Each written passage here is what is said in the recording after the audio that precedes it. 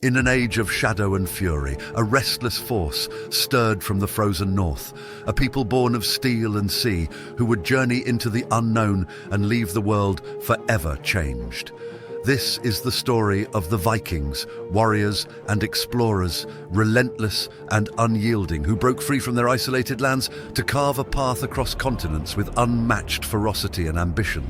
As they rose from the edges of the known world, these Norsemen shattered the boundaries of Europe, bringing with them the fury of their gods and the ambition of explorers. By sword and by sail, they became both feared and respected, reshaping kingdoms, confronting empires and forging paths that no one dared to follow. Their voyages carved new paths on land and sea, extending from the frozen fjords to the riches of Constantinople and beyond. In this series, we journey deep into the Norse world, unveiling the truth behind the myths and legends. These are not just tales of raiders, but of complex societies built on honor, loyalty, and a relentless spirit. From the realms of gods to the halls of jarls, from the vastness of the seas to the trading ports of the East, the Viking Age was an era of transformation of Europe. This is more than a saga of battles and blood. It's a story of a people who challenged the world, leaving a mark that would resonate for 1,000 years. This is the Viking Saga. Welcome to Storm from the North.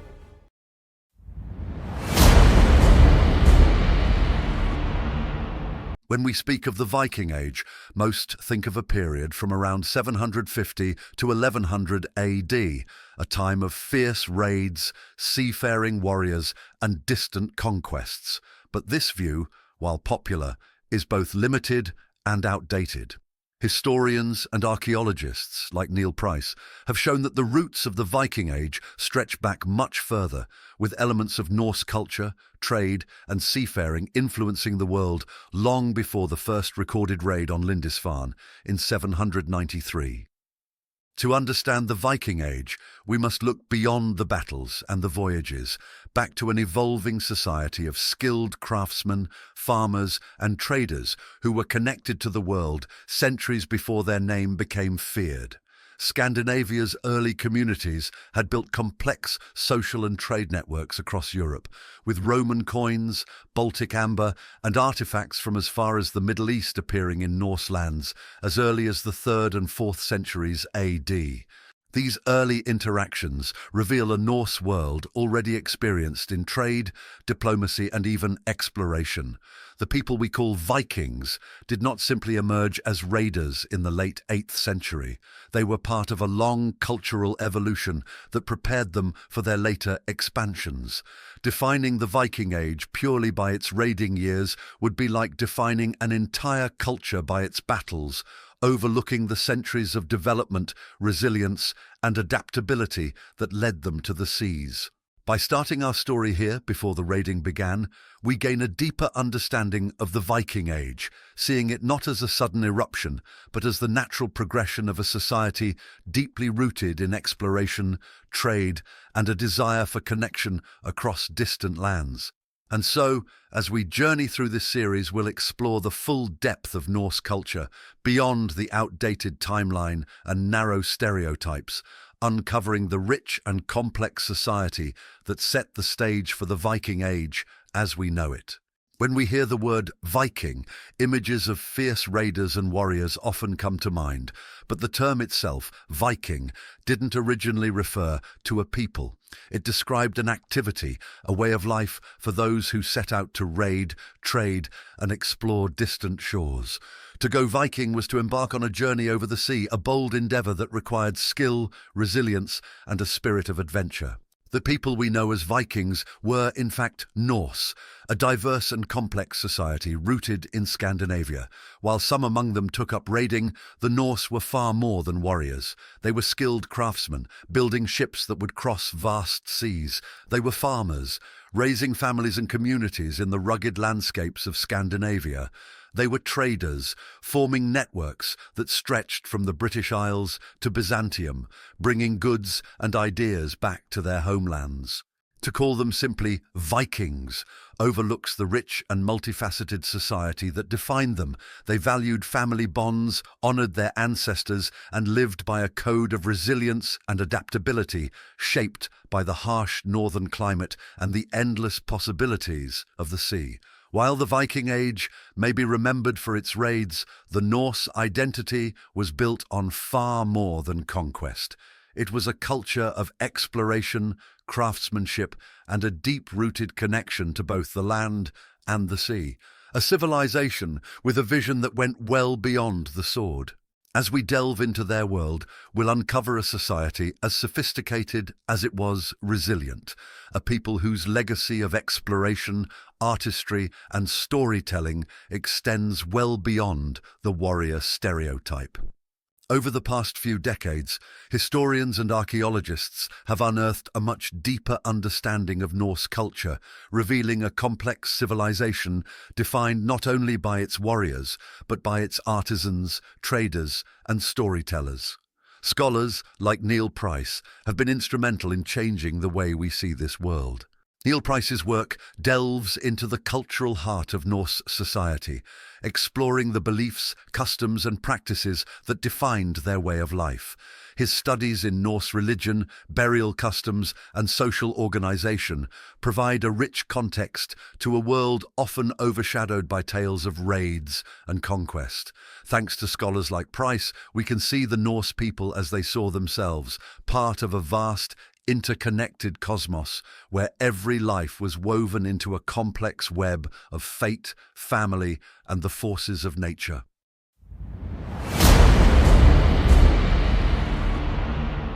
Long before the first Viking set sail, the lands of Scandinavia were home to ancient societies with deep cultural roots and technological achievements. The Bronze and Iron Ages in Scandinavia laid the foundation for what would one day become Norse society, shaping their customs, skills, and connections to the wider world. Historian Elsa Rosedal explains, the early Scandinavian societies were far from isolated. They maintained long-distance contacts and adapted innovations from mainland Europe, laying the groundwork for a unique, multifaceted culture. Archaeological evidence paints a vivid picture of these early societies.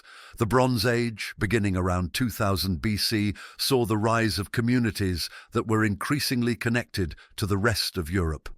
Trade networks spanned across the continent, bringing materials like tin and copper from faraway lands to Scandinavia, where craftsmen forged bronze tools, weapons, and ornaments that showcased their skill and artistry. As archaeologist Christian Christiansen describes, the Bronze Age was a time of expanding horizons, with Scandinavian societies integrating trade and artistic influences from regions as far as the Mediterranean. During the Iron Age, beginning around 500 BC, Scandinavia experienced a transformation. With access to iron ore, local craftsmen developed advanced techniques in metalworking, creating robust tools and weaponry that would define Norse society for centuries to come. Iron allowed for stronger, more versatile tools, and it revolutionized agriculture, enabling communities to clear land, farm, and sustain larger populations. Neil Price notes, the introduction of iron fundamentally changed Scandinavian society, fueling not only technological growth but also population expansion and social complexity. Burial sites from the Bronze and Iron Ages offer insight into these early societies' beliefs and social structures. Elaborate grave sites with goods and personal adornments reveal the beginnings of social stratification, suggesting that some individuals held higher status within their communities. Warriors were buried with weapons and wealthy individuals with jewelry, signifying a society that valued both power and craftsmanship. James Graham Campbell explains, the placement of grave goods reflects an early Scandinavian value system where wealth, skill, and status were carefully curated in life and death. Even early jewelry reveals their ties to a larger world. Amber, the gold of the north, was highly prized, traded from the Baltic Sea to the Mediterranean, while bronze pieces crafted with European techniques showcase the influence of continental art on Scandinavian design. These connections to distant cultures through trade weren't just economic. They also introduced new ideas and practices, slowly shaping the Scandinavian way of life. The Iron Age also saw the rise of fortified settlements with defensive structures and organized layouts that reflect a growing awareness of power, territory, and security. Clans and tribes began to form alliances and rivalries, laying the groundwork for the competitive yet collaborative society that would emerge in the Viking Age. According to Søren Michael Sindbæk, the formation of early fortified settlements marks a shift toward organized defense and political alliance, a foundation for the Viking Age's regional power structures. As we uncover the story of these early Scandinavian societies, we see the beginnings of a culture steeped in craftsmanship, connected by trade, and organized by social rank, a foundation that would eventually evolve into the Norse culture we associate with the Viking Age. This was a society ready to expand its horizons with the skills, connections, and resilience that would fuel an era of exploration and conquest. Archaeologist Martin Carver observes, "The Iron Age society in Scandinavia set the cultural and social stage for the Norse expansion, laying a resilient base for what would become the Viking Age." Early Scandinavian society was shaped by a decentralized, tribal structure where communities were organized around clans led by chieftains. These chieftains were not kings in the sense of absolute rulers, but leaders who wielded authority through respect, skill, and alliances. Each clan or tribe controlled its own territory, which might be a single village or a small region, with chieftains acting as both protectors and decision-makers for their people. Historian Peter Sawyer describes this society as a patchwork of small territories, each led by a local chieftain whose power depended on his ability to maintain order and defend his people. Competition among clans was a natural part of life, as each tribe sought to secure resources and defend its lands. Conflicts were common, but they were rarely about total conquest. Instead, they were often matters of honor, disputes over territory, or rights to resources like grazing lands and fishing waters. Raids and feuds became part of the social fabric, with battles sometimes leading to temporary shifts in power. Yet the overall balance between tribes remained dynamic and fluid. According to scholar John Hines, the tribal conflicts of pre-Viking Scandinavia weren't about expansion, but maintaining balance, a complex dance of rivalry and mutual respect among the clans. Yet rivalry was balanced by alliances. Chieftains would often forge bonds with neighboring clans, creating a web of interconnected support that strengthened the entire region. Marriages were frequently arranged as strategic tools, solidifying alliances that could last generations. These alliances were essential for survival, allowing clans to support one another in times of hardship or external threats. As archaeologist Charlotte Hedenstierna Jonsson notes, inter-clan alliances brought stability, creating a patchwork of loyalties that allowed these societies to adapt to challenges collectively despite their fragmented structure. This environment of rivalry, tempered by cooperation, created a resilient society. While clans could be fierce rivals one season, they might form alliances the next, especially when facing a common threat or to settle disputes peacefully. The bonds formed through marriage, trade, and mutual defense gave early Scandinavian society a stability that enabled it to thrive, even in a landscape often marked by harsh conditions. Historian Birgit Sawyer writes, "The flexible alliances of early Scandinavian tribes reveal a culture that valued both independence and collaboration, a duality that would come to define Norse society as it evolved into the Viking Age." This loose, tribal organization laid the groundwork for the competitive but cohesive society that would later shape the Viking Age. As these clans adapted, cooperating as much as they competed, they created a social fabric that could withstand internal conflicts and adapt to external pressures, preparing Scandinavia for the coming centuries of expansion and exploration. Long before the Viking Age, early Scandinavian societies were already connected to a larger world through trade and cultural exchange. Evidence shows contact with the Celts, Romans, and Germanic tribes, which shaped their technology, warfare, and cultural practices. These interactions were not limited to Scandinavia. The Norse people were both recipients and contributors in a network that spanned much of Europe. Archaeologist James Graham Campbell states, Scandinavian societies of the early Iron Age were integrated into European trade and cultural networks, exchanging goods, ideas, and influences with the continents. Contact with the Celts introduced the Norse to distinctive metalworking techniques and artistic styles that would leave a mark on Scandinavian craftsmanship. The swirling patterns and intricate designs seen in both Celtic and Norse artifacts hint at a shared visual language, likely spread through trade and skilled artisans. Celtic influence is particularly evident in early Scandinavian jewellery and weaponry, where similar motifs appear, adapted into the Norse aesthetic. Historian John Haywood observes, the early artistic exchange with Celtic societies suggests not only trade, but a cultural admiration, as Norse artisans incorporated Celtic motifs into their own designs. Roman influence on Scandinavian society is one of the most significant examples of early European contact. Roman coins, glassware, and pottery have been found in Scandinavian sites, suggesting that these items were valuable trade goods. These exchanges introduced the Norse to new materials and technologies, as well as to Roman goods that were likely seen as luxury items.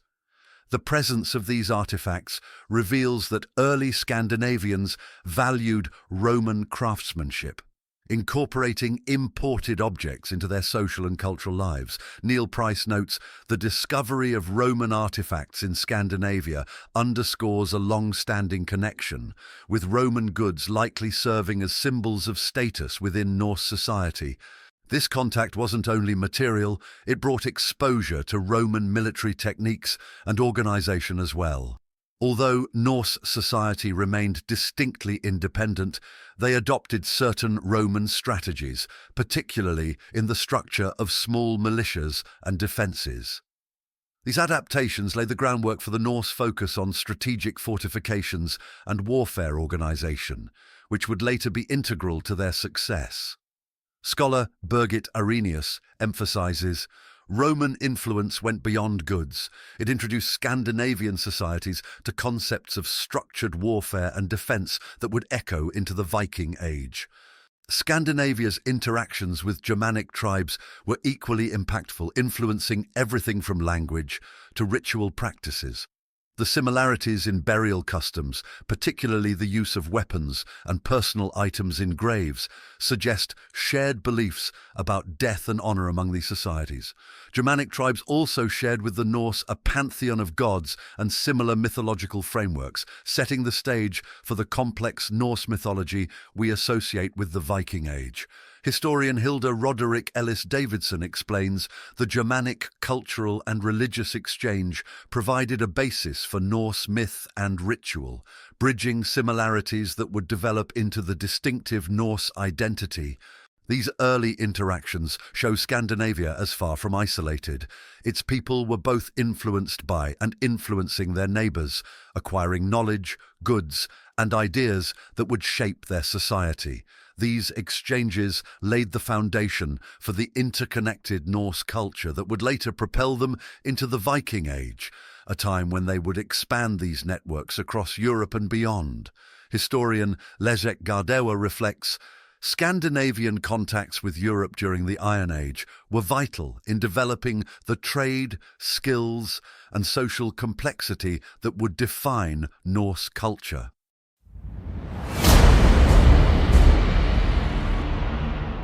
Scandinavia's geography was both a gift and a challenge, shaping the lifestyles, skills, and traditions of its people. Norway, with its towering mountains and narrow fjords, offered breathtaking views but limited arable land. Communities here had to make the most of scarce resources, leading to a reliance on fishing, hunting, and eventually seafaring. Historian Sverre Baga notes, Norway's geography, marked by fjords and rugged terrain, necessitated both resilience and resourcefulness, setting the stage for a seafaring culture that would later drive Viking expansion. In Sweden, dense forests covered much of the landscape, offering an abundance of timber but also creating a natural barrier between communities. This isolation fostered small, self-sustained villages where agriculture and hunting could support limited populations. Yet the forests also supplied Sweden with the resources for shipbuilding, as tall, straight trees provided the materials that would later define Viking craftsmanship. Archaeologist Mats Roslund describes this landscape as one that fostered independence and ingenuity, where natural resources were carefully managed and early communities developed a deep understanding of the land. Denmark's geography, in contrast, provided fertile plains ideal for farming. The mild climate and open land allowed for larger-scale agriculture, which supported denser populations and led to more complex social structures. Danish society could rely on the land to a greater degree than its northern neighbours, but Denmark's position between the North and Baltic Seas also made it a crossroads for trade and cultural exchange.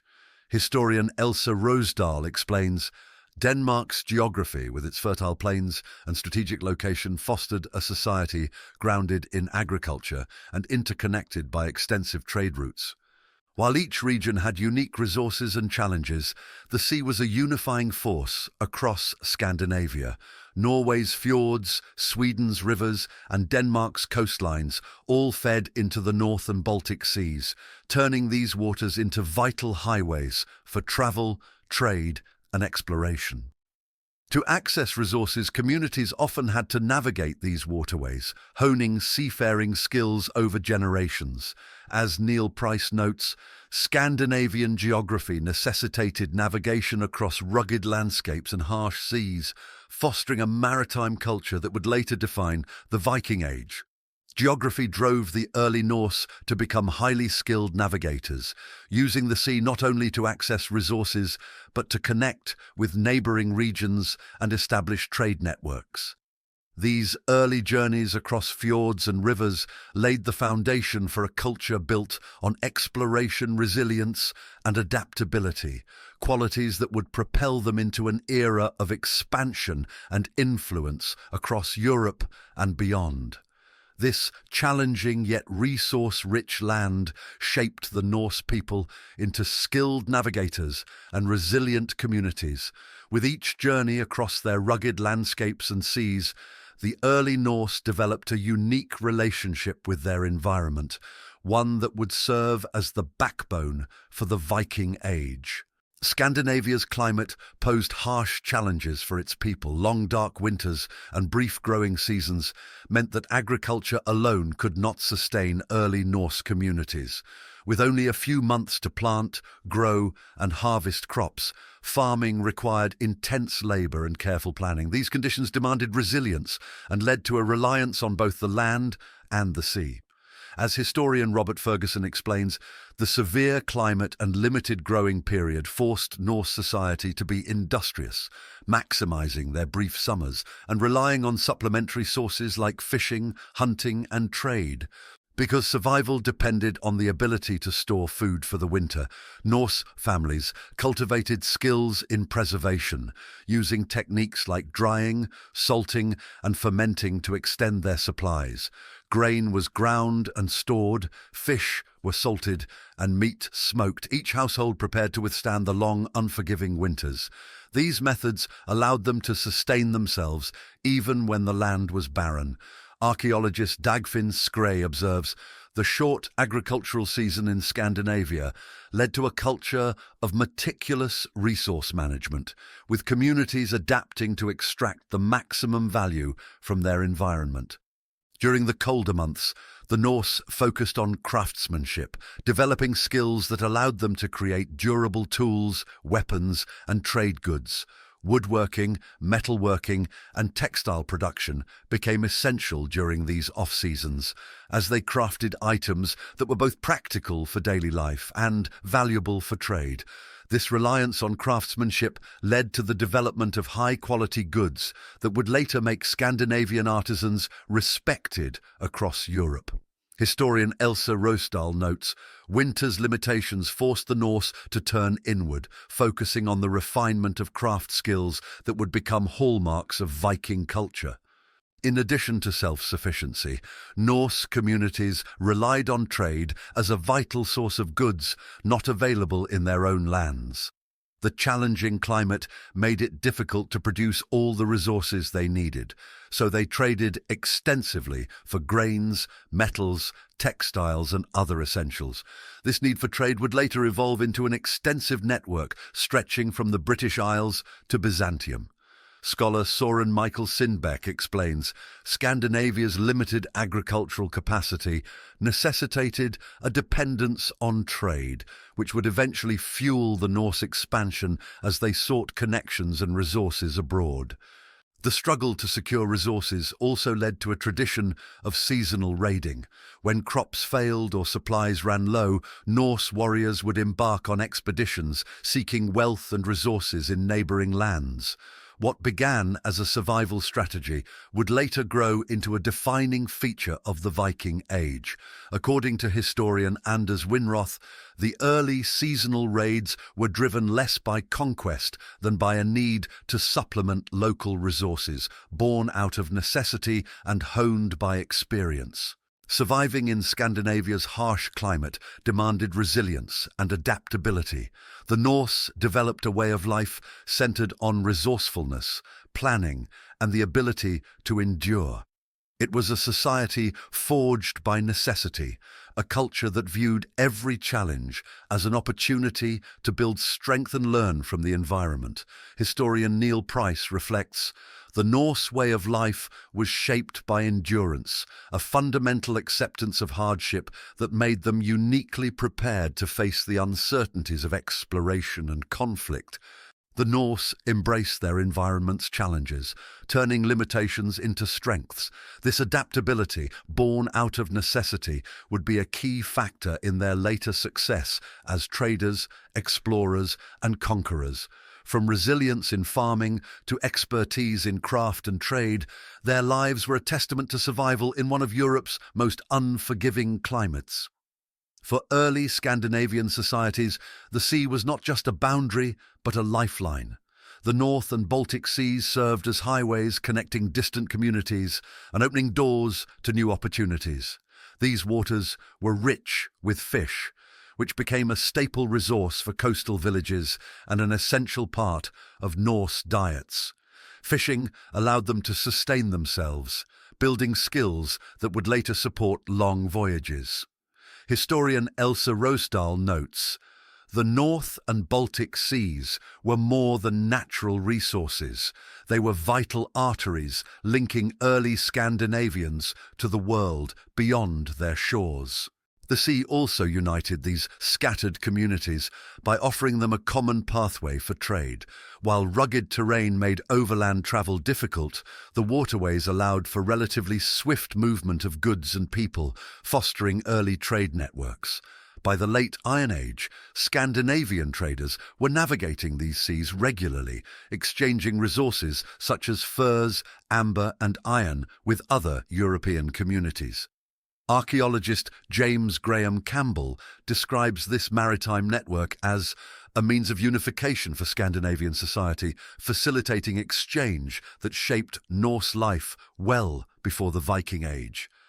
The Baltic Sea was especially significant as a gateway to the broader world.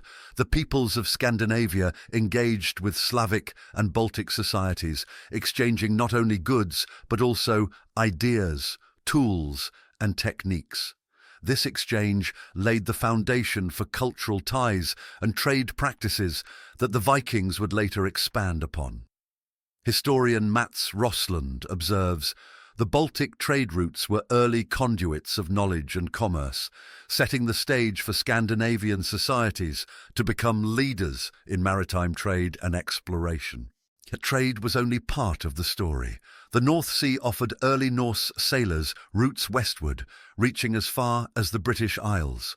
These connections exposed Scandinavian communities to the wealth and resources of Western Europe, establishing relationships that would later evolve into more organized and frequent voyages. As historian John Haywood states, the North Sea was Scandinavia's bridge to the west, linking early Norse society with the distant lands that would later become focal points of Viking expansion. The seas also spurred innovation in shipbuilding. Early Norse vessels were crafted for both speed and durability, evolving into designs suited for fishing, trading, and exploration. As shipbuilding expertise developed, Scandinavian society began to craft the longships that would become legendary, capable of traversing both open oceans and shallow rivers. Maritime historian Jan Bill explains, "The development of the longship was a defining achievement of Norse society, driven by their dependence on the sea and their pursuit of connections beyond Scandinavia. For these early Scandinavian societies, the sea was a unifying force and a doorway to the world beyond. With each voyage, they gained knowledge, forged alliances, and developed the skills that would one day propel them into the Viking Age." Historian Leszek Gardewa reflects, "The sea wasn't simply a resource, it was a formative element in Norse identity, fostering a culture of exploration that would echo across Europe. From fishing to exploration, the sea's role in Norse society was profound. It united distant communities, facilitated trade and innovation, and instilled in the Norse a resilience and adaptability that would carry them far beyond their homeland."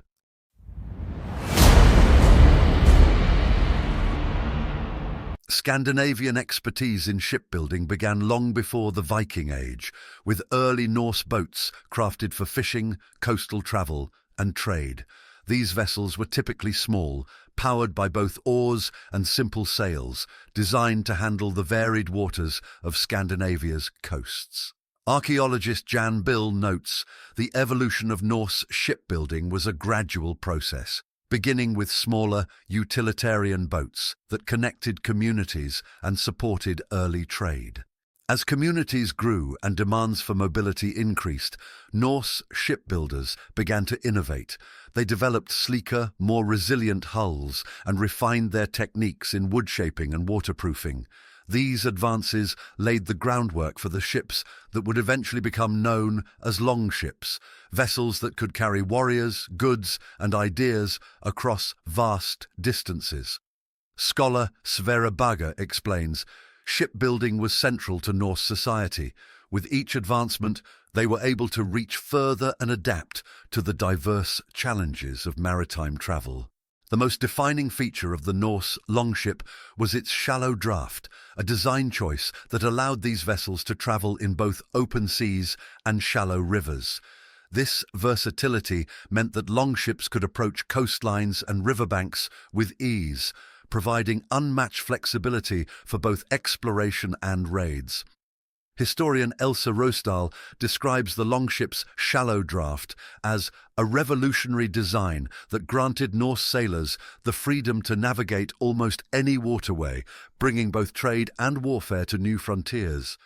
Another unique aspect of longship design was its symmetrical shape, which allowed it to move forward or backward with equal speed, a critical feature in unfamiliar waters where quick retreat might be necessary. This adaptability became essential to Viking success, enabling swift approaches and seamless escapes. Scholar John Haywood remarks, "The double-ended design of the longship was an ingenious adaptation for both speed and maneuverability, symbolizing Norse adaptability and strategic prowess." The combination of sail and oar power further enhanced the longship's efficiency. with sails capturing the wind in open seas and oars providing precise control in rivers or near the shore. These vessels could navigate a wide range of environments and weather conditions. The Norse's understanding of wind and currents became an invaluable skill, honed over generations and allowing for unprecedented mobility. Historian James Graham Campbell states, "Mastery of both sail and oar made Norse ships a formidable presence on the water, capable of navigating seas, rivers, and coastlines with unparalleled versatility." For the Norse, these ships were more than vessels. They were the means by which they explored, traded, and expanded their world. The longship became a symbol of Norse resilience and ingenuity, embodying the spirit of a society that was unafraid to venture into the unknown. Historian Leszek Gardewa reflects, the longship was a cultural icon for the Norse, representing their maritime skills, their connection to the sea, and their drive to push beyond familiar horizons. These early innovations in shipbuilding were not only technical achievements, they were cultural transformations that prepared the Norse for an age of exploration, trade, and conquest that would echo across Europe. The Norse were masters of metalworking, a skill essential to their survival, trade, and eventual dominance across Europe.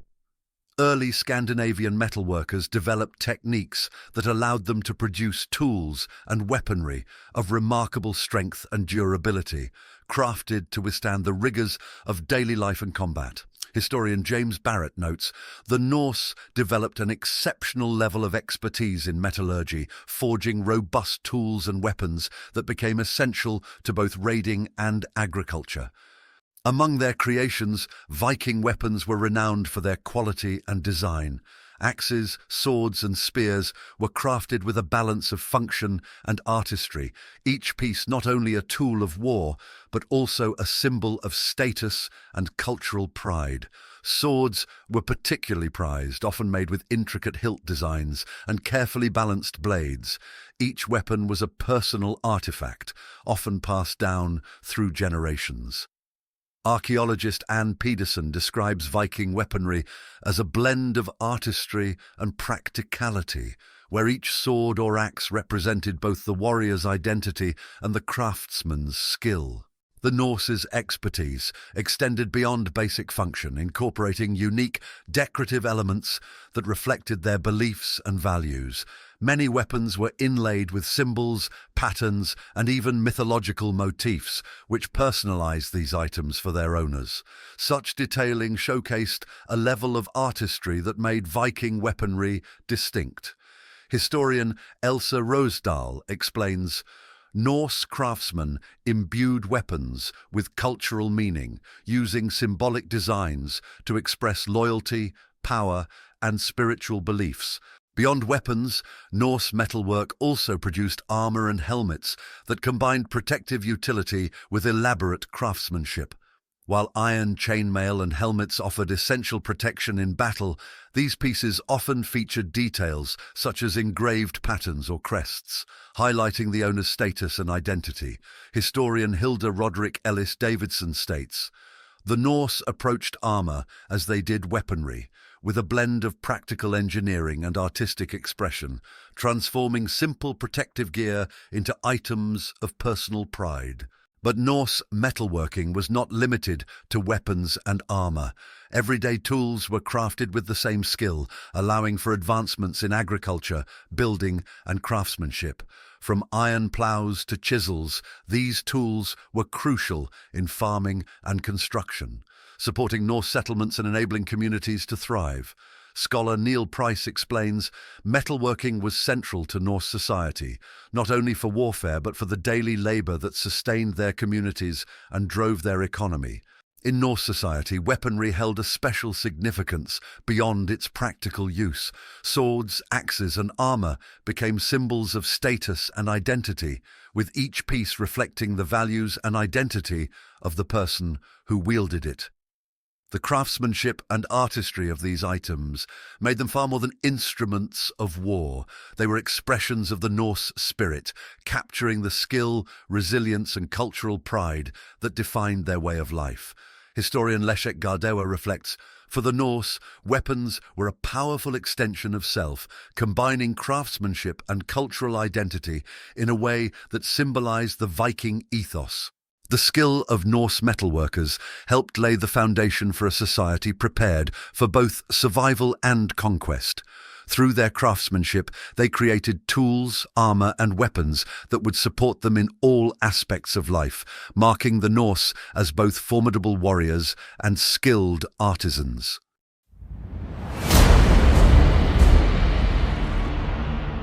An honor and reputation were the foundations of Norse society, values that held especially true for its warriors.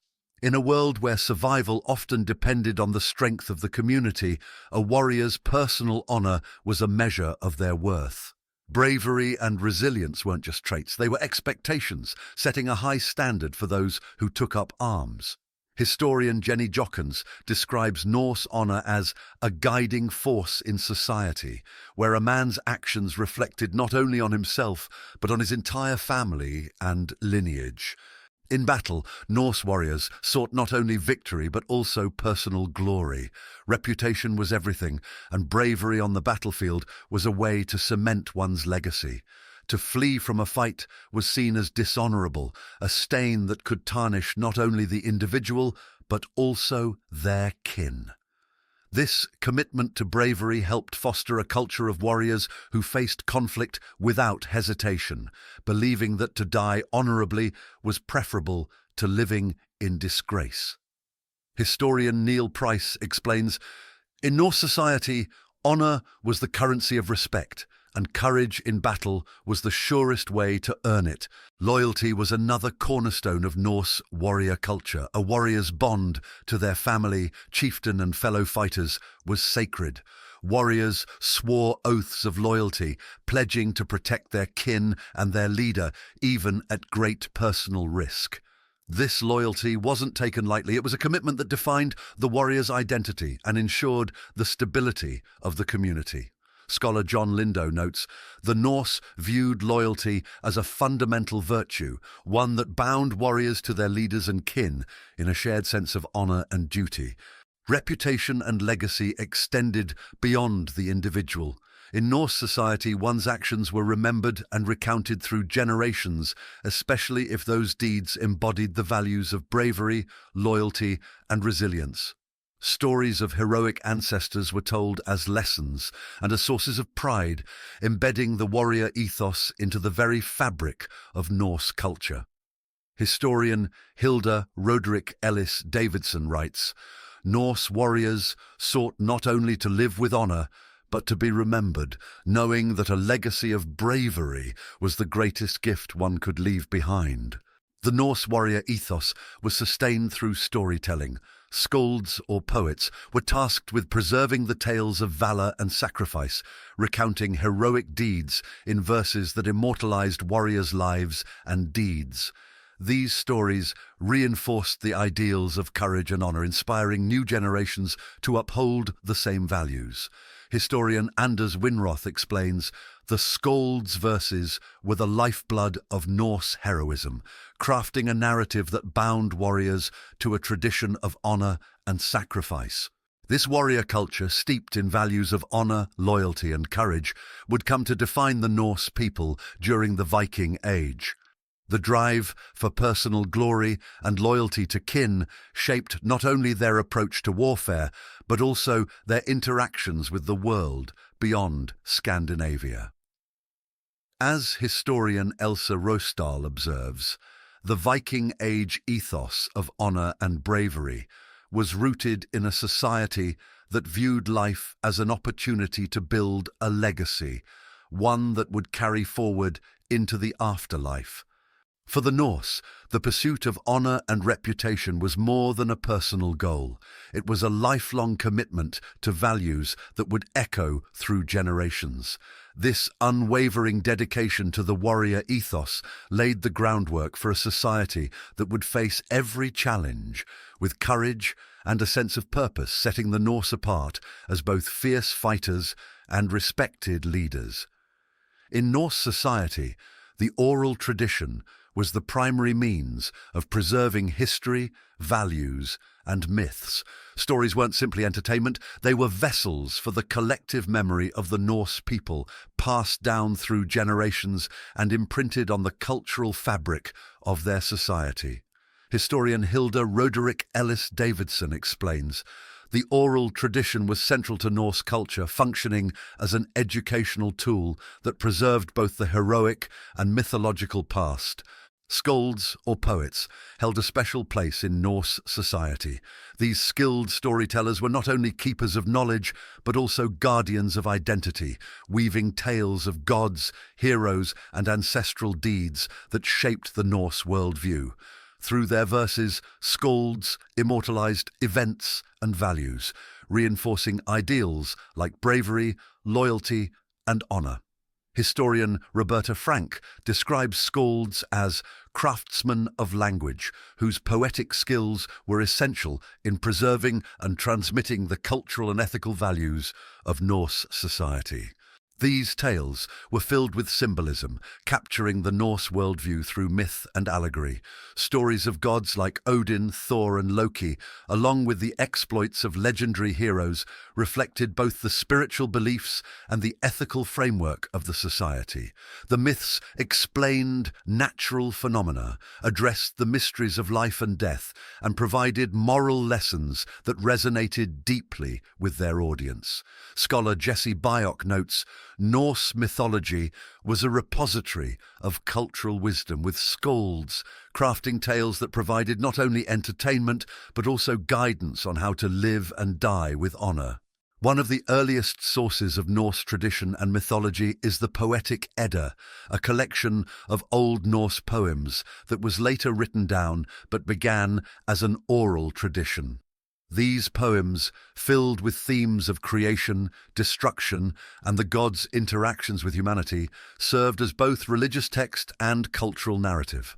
The stories within the Poetic Edda reflect the Norse beliefs in fate and the cyclical nature of existence, ideas that deeply influence their outlook on life. Historian Andy Orchard explains, the Poetic Edda captured the essence of Norse mythology, distilling the values, fears, and hopes of a people bound to their gods and heroes. Another foundational work, the Heimskringla, compiled by the Icelandic historian Snorri Sturluson, is a saga that tells of the lives of the Norse kings. Though written in the 13th century, it draws upon the rich oral tradition that preceded it, preserving stories that likely existed in various forms for centuries. The Heimskringla was instrumental in recording the exploits of Scandinavian rulers and shaped the Norse understanding of their own history. Historian Lee M. Hollander writes, Snorri's work provided a structured narrative for Norse history, merging myth, legend, and historical fact in a way that emphasized the cultural ideals of the Viking Age.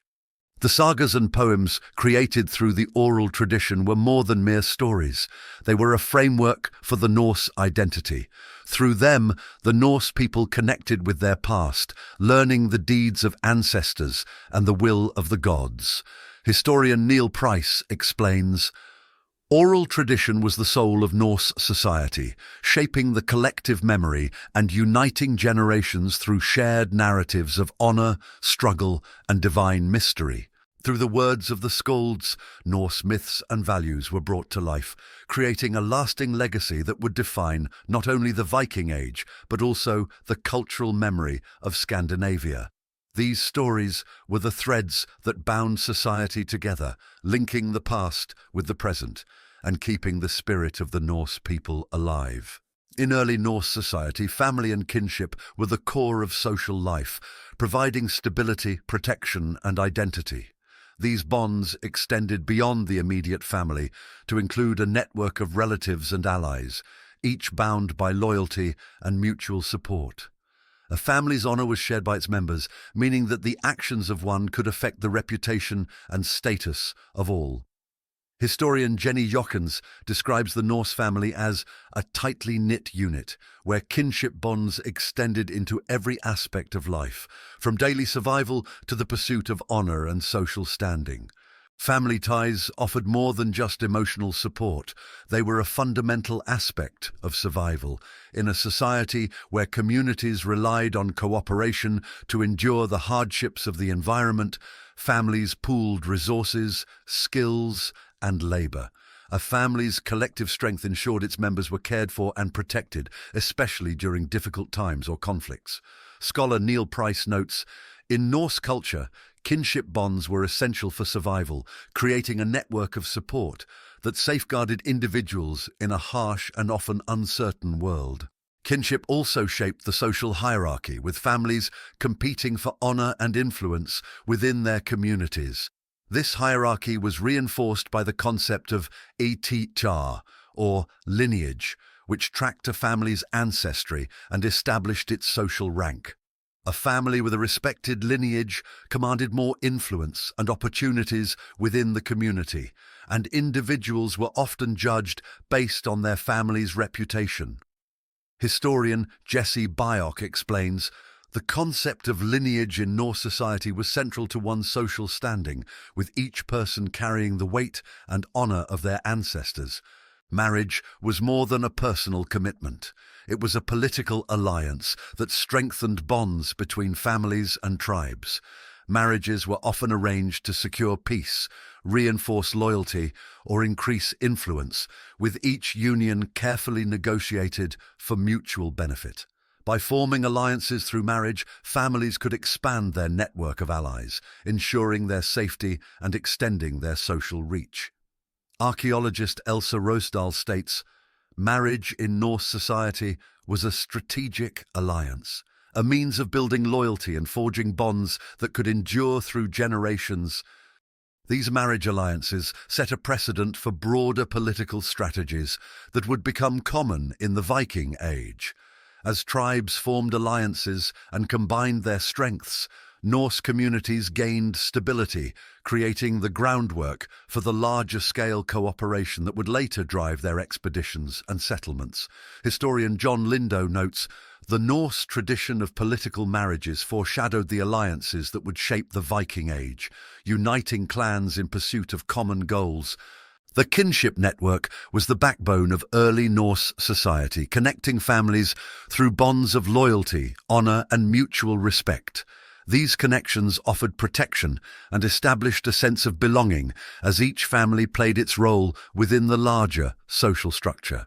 Historian Thomas Dubois describes Norse kinship as the framework that unified communities, embedding each family within a web of obligations, loyalty, and shared purpose. In a culture defined by resilience and loyalty, family was more than a support system. It was a legacy. Through kinship and marriage, Norse society built a foundation of alliances and shared values that would shape their world and carry forward into the Viking Age, forming the very basis of Norse identity.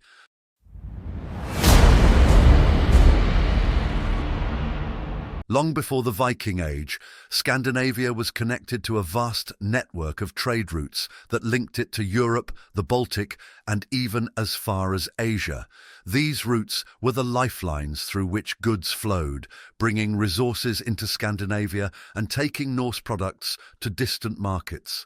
Historian James Barrett explains, the Norse were active in a complex trade network that extended across Europe and beyond, with routes that predated the Viking Age by centuries. Scandinavians traded local resources like furs, amber, and iron, highly prized items that made their way to markets across Europe.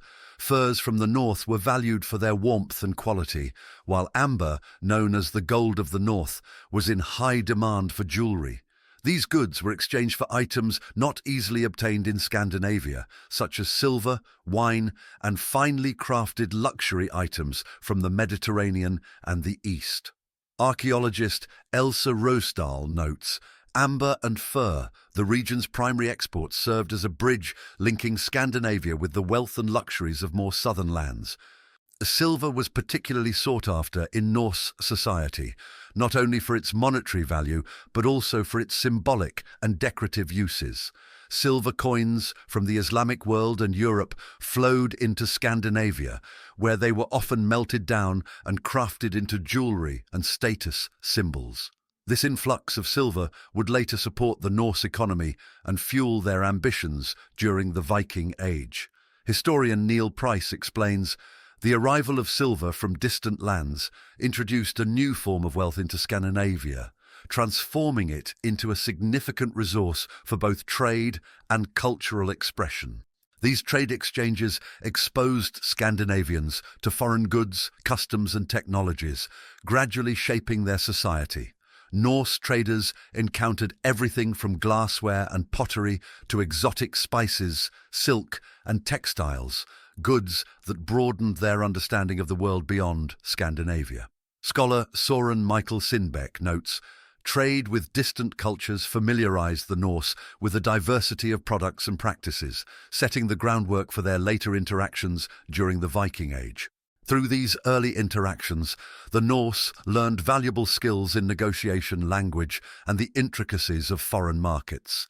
Merchants became adept at navigating cultural differences, which would later benefit them as they expanded into new territories." Historian John Hayward observes, "The skills developed in these early trade relationships prepared Norse traders and explorers to interact with the diverse societies they would encounter during the Viking Age." Exposure to foreign goods and technologies also influenced Norse craftsmanship. Items like glass and pottery were initially imported, but Norse artisans soon began to incorporate these new materials and techniques into their own work, blending imported styles with local aesthetics. Historian Hilda Roderick Ellis Davidson states, "The influence of foreign craftsmanship inspired Norse artisans who adapted new techniques and designs to fit their own cultural expressions." These early trade routes were essential in connecting Scandinavia to the larger world, creating a foundation of economic and cultural exchange that would eventually drive Norse expansion.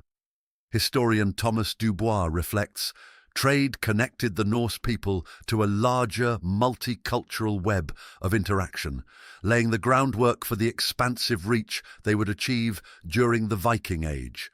Through these trade networks, the Norse came to see themselves not as isolated, but as active participants in a vast web of exchange, equipped with the skills and knowledge that would propel them into the Viking Age with confidence and ambition."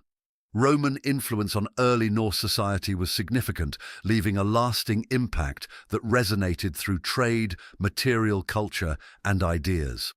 Roman coins, pottery, and other artifacts have been found in Scandinavian burial sites, evidence of an active trade network that brought the Norse into contact with the Roman world.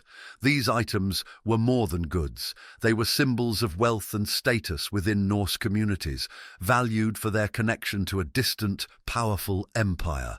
Historian Neil Price explains, "Roman artifacts in Scandinavia underscore a web of exchange, bringing not only goods but also cultural prestige and a taste of the empire's grandeur."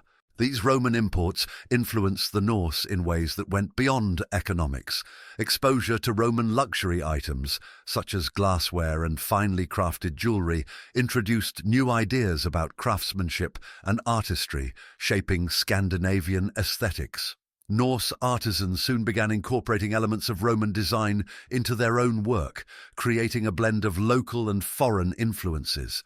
Archaeologist Elsa Rosedal notes, "The Norse adoption of Roman styles in their own art reflects a selective integration of Roman cultural elements, shaping a unique Scandinavian identity."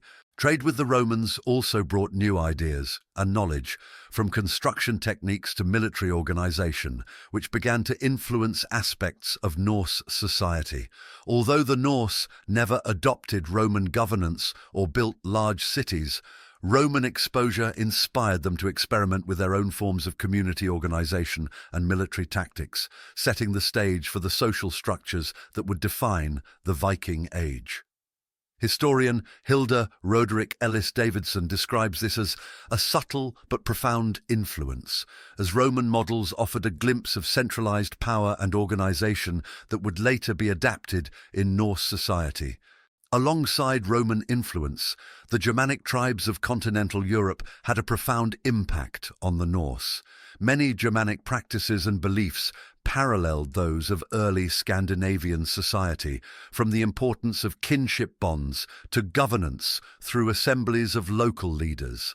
These assemblies, or things, were gatherings where chieftains and freemen discussed laws, settled disputes, and made collective decisions, laying the groundwork for a decentralized system of governance. Scholar John Lindo explains, "The thing was a cornerstone of Norse and Germanic governance, a place where warriors and chieftains gathered to negotiate and uphold societal rules. In warfare, the Germanic influence was equally strong. Germanic tribes were known for their skilled warriors, tactical use of shields, and emphasis on personal bravery, qualities that resonated deeply with the Norse. Many of these techniques and values were adopted by Norse warriors, blending with their own traditions to form the foundation of the warrior ethos that would characterize the Viking Age." Historian Gareth Williams notes, "Germanic military practices left a lasting mark on Norse warriors, infusing them with the tactics, techniques, and warrior code that would later define Viking raids." The Germanic tribes also shared religious beliefs and mythological figures that heavily influenced the Norse pantheon. Gods like Odin, Thor, and Freya were common across Germanic cultures, shaping a shared spiritual framework that resonated throughout Scandinavia. The Germanic and Norse people saw their gods as powerful, mysterious beings who guided their lives and battles, reinforcing a sense of destiny and connection to the divine. Historian Hilda Roderick Ellis Davidson explains, "The shared mythology between the Norse and their Germanic neighbours forged a spiritual bond that transcended borders, embedding the values of courage and fate into their worldview. These influences from Rome and Germanic tribes shaped Norse society in profound ways, leaving a legacy of cultural exchange, shared beliefs, and practical knowledge. The Romans offered glimpses of an organized world beyond their own, while the Germanic tribes reinforced the Norse warrior code and kinship bonds." Historian Thomas Dubois reflects, "The combination of Roman luxury and Germanic traditions equipped the Norse with a distinct identity, blending external influences into a society that was both innovative and deeply rooted in its own customs." Through their interactions with the Romans and Germanic neighbours, the Norse developed a unique blend of customs, beliefs, and social structures that would become essential in the centuries to come. These connections, though subtle at times, provided them with tools and ideas that would later define their culture and drive their expansion during the Viking Age.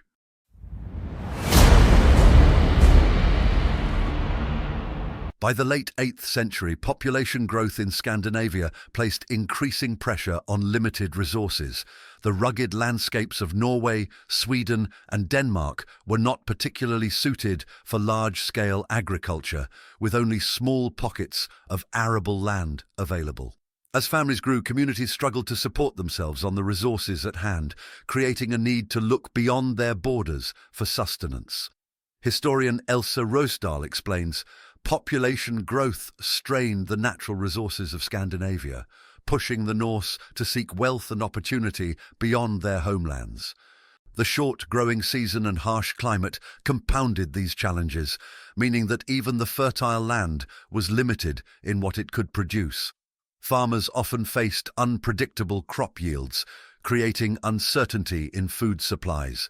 As families expanded and plots of land were subdivided, it became harder to maintain a stable income from farming alone."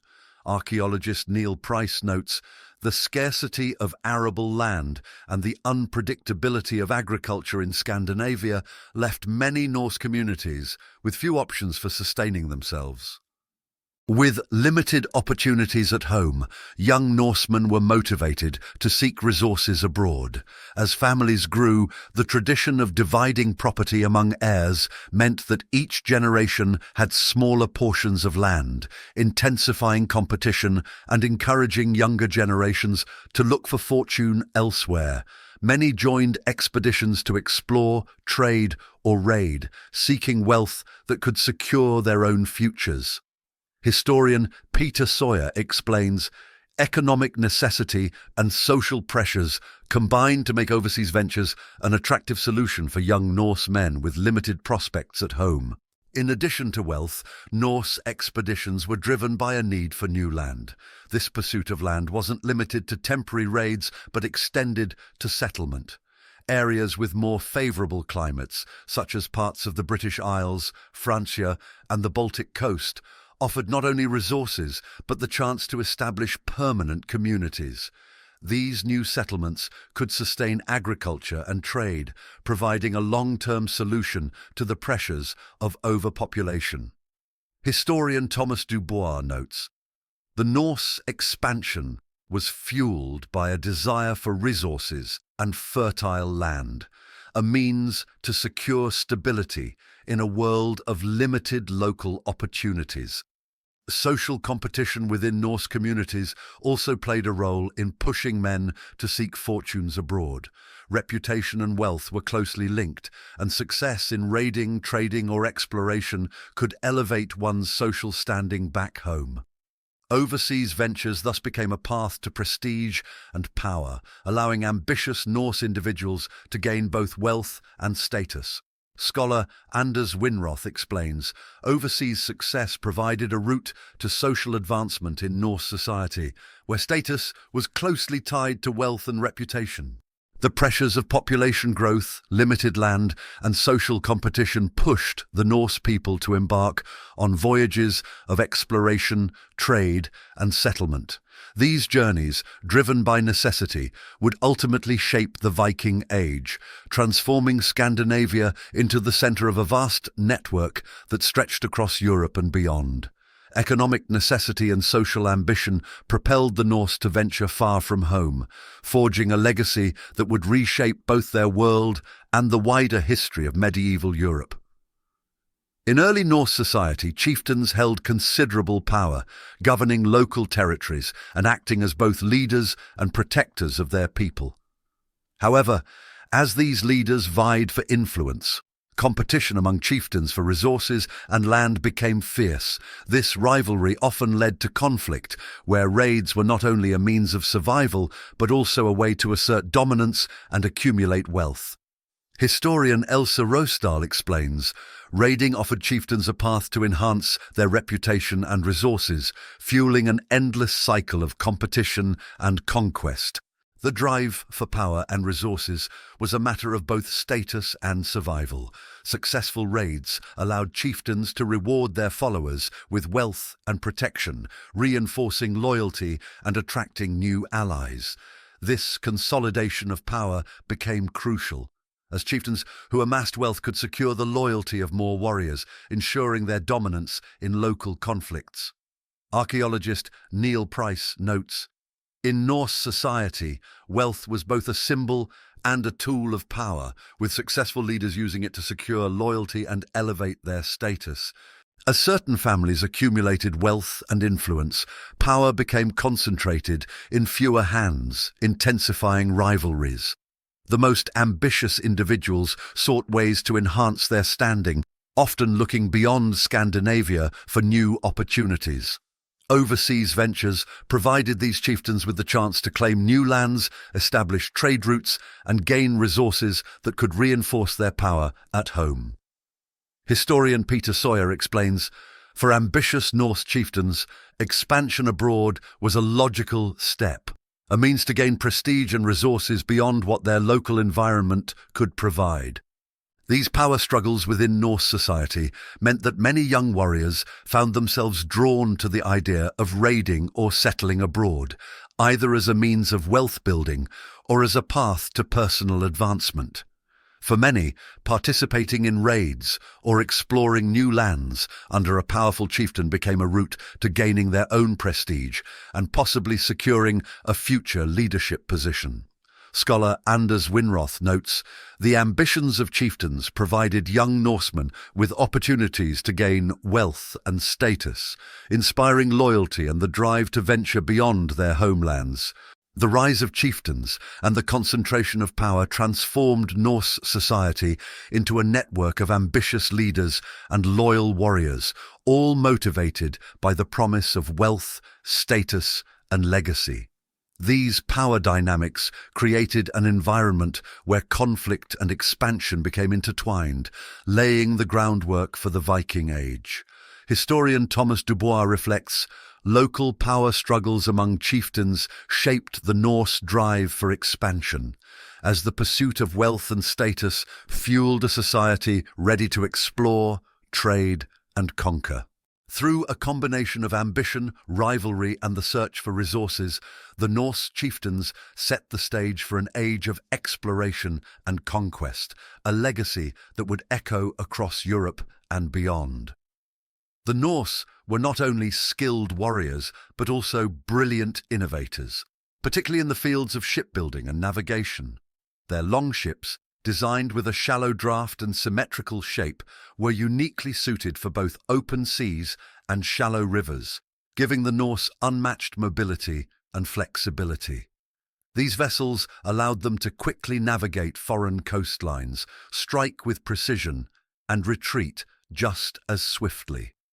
Historian James Graham Campbell states, the longship was a technological marvel that gave the Norse the advantage of speed and versatility, essential for the raiding and expansion that defined the Viking Age. Equally important was their navigation expertise. Norse seafarers developed methods to chart courses by observing the sun, stars, and ocean currents, a skill that allowed them to reach distant lands with remarkable accuracy. This advanced knowledge of navigation meant they could undertake longer voyages than many other cultures of the time, reaching the British Isles, Francia, and even the shores of North America. Scholar Neil Price explains, Norse navigation was a blend of tradition and skill, giving them the confidence to explore the unknown and the ability to return home. Advances in metallurgy also played a crucial role in Norse readiness for raiding and warfare. Iron swords, axes, and reinforced shields gave Norse warriors an edge in battle, with weapons that were not only durable but also symbols of their status and warrior ethos. This mastery in metalworking allowed the Norse to equip themselves with tools that could withstand the demands of both combat and survival.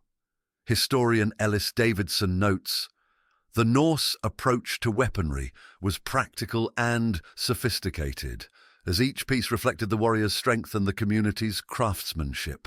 Together, these technological advancements combined with socio-political pressures to create the conditions that set the Viking Age in motion. With a limited amount of arable land and intense competition among chieftains, the Norse were increasingly motivated to seek wealth and resources beyond their shores. Technological prowess enabled them to act on this motivation, transforming societal pressure into action. Historian Peter Sawyer explains, the combination of socio-political need and maritime expertise was a catalyst for Norse expansion, propelling them from isolated communities into a force that reshaped Europe. By the time of the Viking Age, the Norse were equipped not only with the tools of war but also with the skills of explorers and merchants. These technological advancements allowed them to expand into regions across Europe and beyond, turning local ambitions into a broader phenomenon that would shape history. Scholar Anders Winroth observes, the Vikings' technological and navigational expertise transformed a fragmented society into a formidable force, ready to engage with and challenge the world. Armed with advanced technology and driven by both necessity and ambition, the Norse embarked on a journey of expansion that would become their legacy. These technological tools allowed them not only to survive, but to thrive on the frontiers of the known world.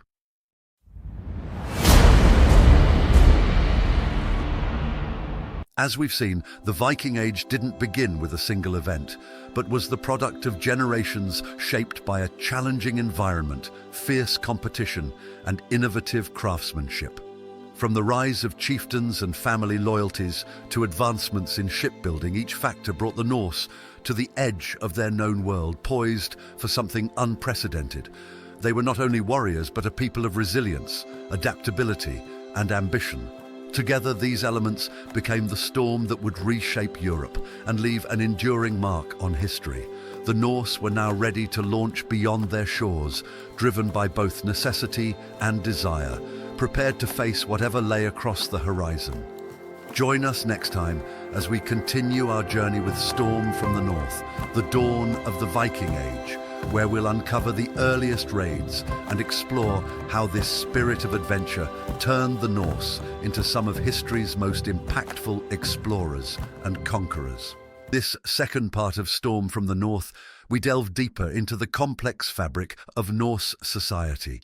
While the first episode explored the origins of Norse culture from the Bronze Age, tracing the roots of Viking beliefs and early social structures, today we shift our focus to the daily lives of Viking men, women, and children. This episode aims to reveal the societal roles and responsibilities that were integral to the survival and identity of the Norse people. We'll explore the Viking social hierarchy, the JARLS, KARLS, and THRALLS, and how each class contributed to the Norse economy and community. Beyond social structure, we'll examine their daily rhythms, from farming to skilled crafts, which reveal a people as engaged in survival and creativity as in war. The contributions of Norse women, often central to family and community, offer another dimension, highlighting roles and rights not commonly afforded to women in other contemporary societies.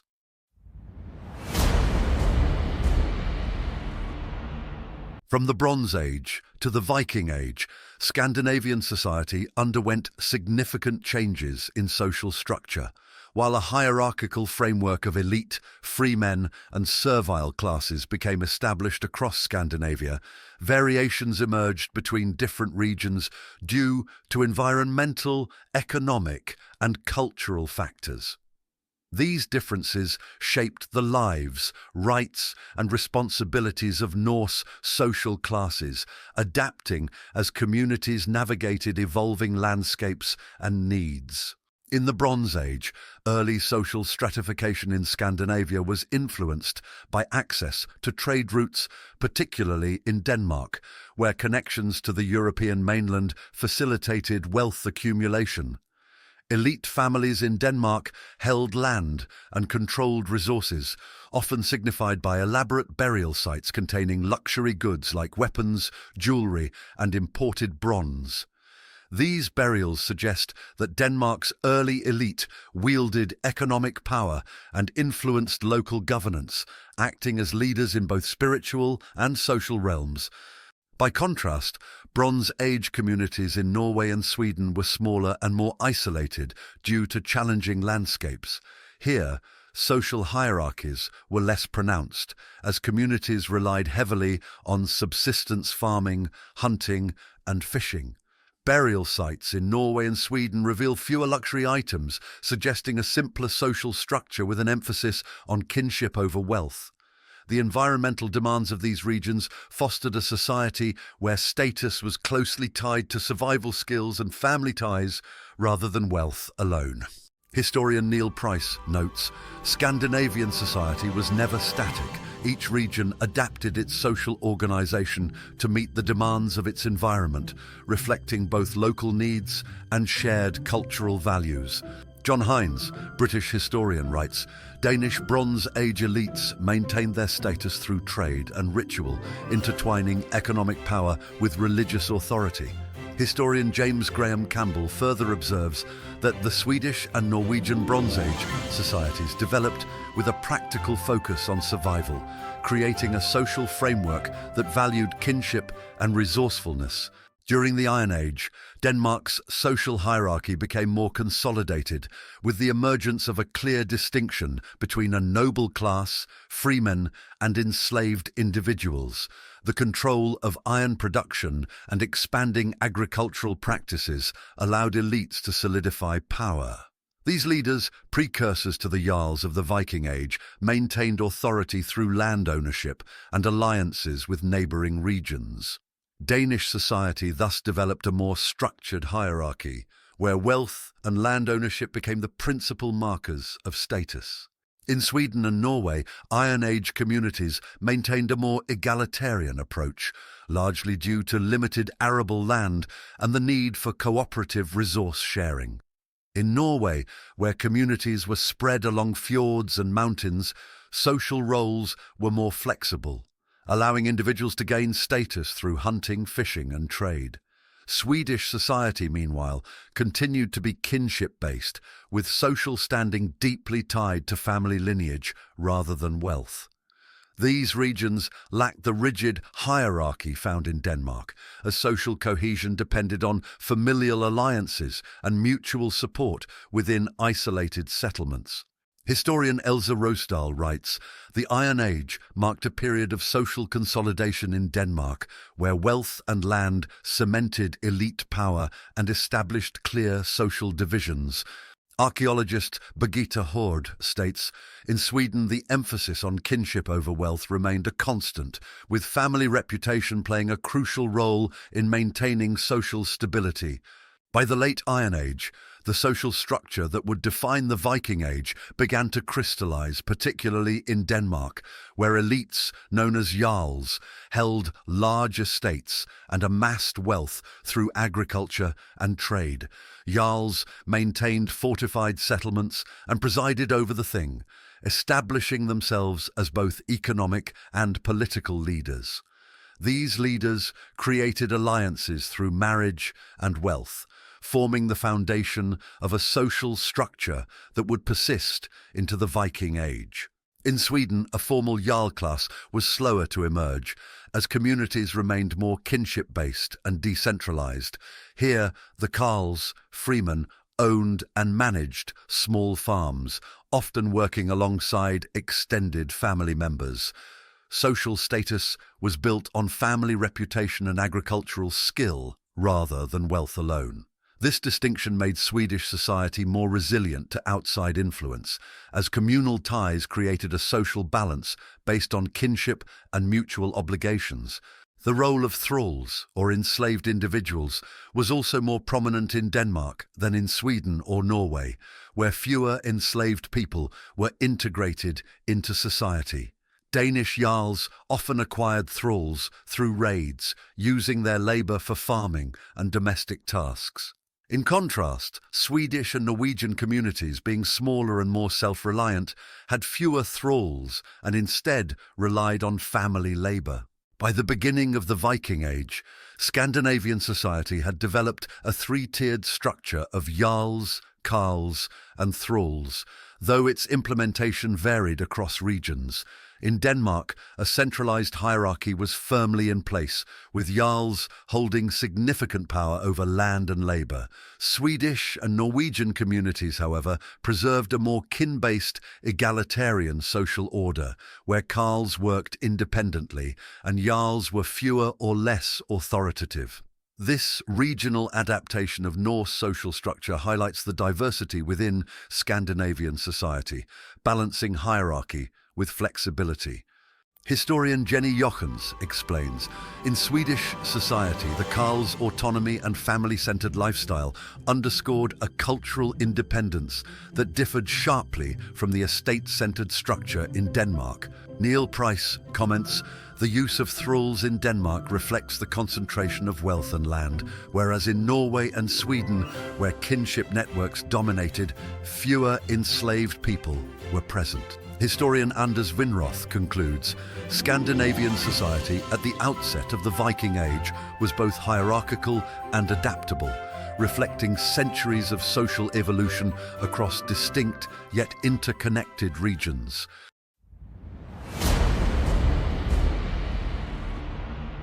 Daily life in Norse society was shaped by the environment, available resources, and centuries of cultural evolution. Though the Norse shared a common cultural and social structure, daily practices varied significantly across what we now know as modern-day Norway, Sweden, and Denmark. The evolution of these practices, from the Bronze Age through the Viking Age, reveals a society deeply intertwined with its landscape, balancing independence with interdependence. In Norway and Denmark, Norse settlements were marked by the iconic longhouse, a large, rectangular structure made from timber and turf, designed to shelter both people and livestock. These longhouses served as communal hubs, centralizing daily activities in a single space. In the more fertile regions of Denmark, longhouses could be more expansive and complex, reflecting a stable agricultural society. Meanwhile, Norwegian longhouses were often smaller and adapted to mountainous terrain, with livestock housed separately in smaller outbuildings. As Neil Price describes, longhouses were not just homes, they were communal spaces that bound Norse families to their land and reinforced social bonds within these demanding environments. In Sweden, where the land was more isolated and heavily forested, settlements were typically smaller and housing varied more widely. Swedes often used simpler, smaller structures adapted for self-sufficiency, reflecting a culture less centered on large communal spaces than their Norwegian and Danish counterparts. These homes reveal a Swedish-Norse culture that valued independence, with communities more reliant on hunting and local resources than on extensive agriculture. In contrast to the Norse, Estonian Vikings on the island of Saaremaa had different living arrangements. Excavations on Saaremaa have revealed that these Vikings did not use longhouses. Instead, they built smaller, separate structures suited to their coastal environment. The Salme burial site, discovered on Saaremaa, provides rare insights into this group. 2 ship burials, containing the remains of warriors, along with weapons and artifacts, suggest a society that was both mobile and militarized. Archaeologist Andres Tvauri explains, the Salme site reflects a Viking society where mobility and maritime prowess were paramount, a striking difference from the more settled Norse communities of Scandinavia. In contrast, Norwegian Norse communities faced a harsher environment with limited arable land. Farming was smaller in scale, with families relying on livestock and fishing to sustain themselves. The rugged terrain led to isolated farms and the need for strong communal ties to weather the long winters. In Sweden, the reliance on self-sufficient farming was even more pronounced. Swedish Norse communities often turned to the dense forests for hunting and timber, balancing small-scale farming with these natural resources. These communities were more isolated, valuing independence and self-reliance. This lifestyle helped shape a Norse culture that differed from the more communal Danish-Norse practices. Craftsmanship in Norse society varied significantly based on regional needs and resources. In Norway, where timber was abundant, shipbuilding became an essential skill, enabling coastal communities to travel, trade, and raid across the North Atlantic. Danish-Norse artisans, with access to a more stable agricultural economy, focused on metalwork and intricate jewelry production, supplying items for both local use and export. Swedish-Norse communities, less involved in seafaring due to inland locations, produced durable tools and textiles suited to their self-sufficient lifestyle. In Norway, subsistence was often more precarious, notes Elsa Rosedal, with communities relying heavily on fishing and seasonal raiding to supplement agricultural limitations.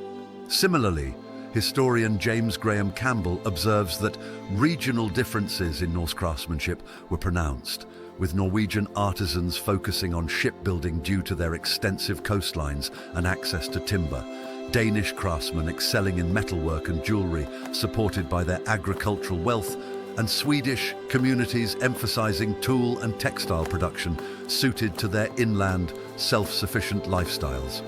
Additionally, historian David M. Wilson notes that the distribution of resources across Scandinavia led to specialised craftsmanship. Norway's vast forests supported a tradition of shipbuilding. Denmark's fertile lands and wealth facilitated intricate metalwork and jewellery production, and Sweden's inland geography fostered a focus on durable tools and textiles. Community gatherings, such as the Thing, were essential to Norse life, but these assemblies varied in size and purpose. In Denmark, the Thing was often a large assembly, reflecting a society with centralized leadership and established legal practices. In Norway, coastal communities held smaller gatherings, often focused on matters of defense and survival. In Sweden, isolated communities held more intimate gatherings, where decisions were made based on local concerns rather than broader governance. Historian Jesse Byock notes, the Thing was a central institution, but its size and scope adapted to each Norse region's unique social and environmental context. From longhouses to communal gatherings, the daily life of the Norse was marked by resilience, adaptation, and regional diversity. Each region's response to its environment and resources shaped the social, economic, and cultural practices that would become the foundation of Viking Age society. This diversity, from the self-reliant Swedes to the mobile warriors of Saaremaa, reflects the complexity and adaptability of Norse culture.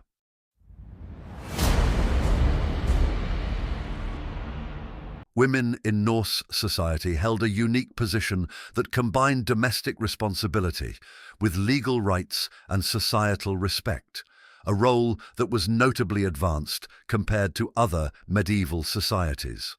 While primarily responsible for managing the household, Norse women had access to legal protections, property rights, and social influence that underscored their importance in the community.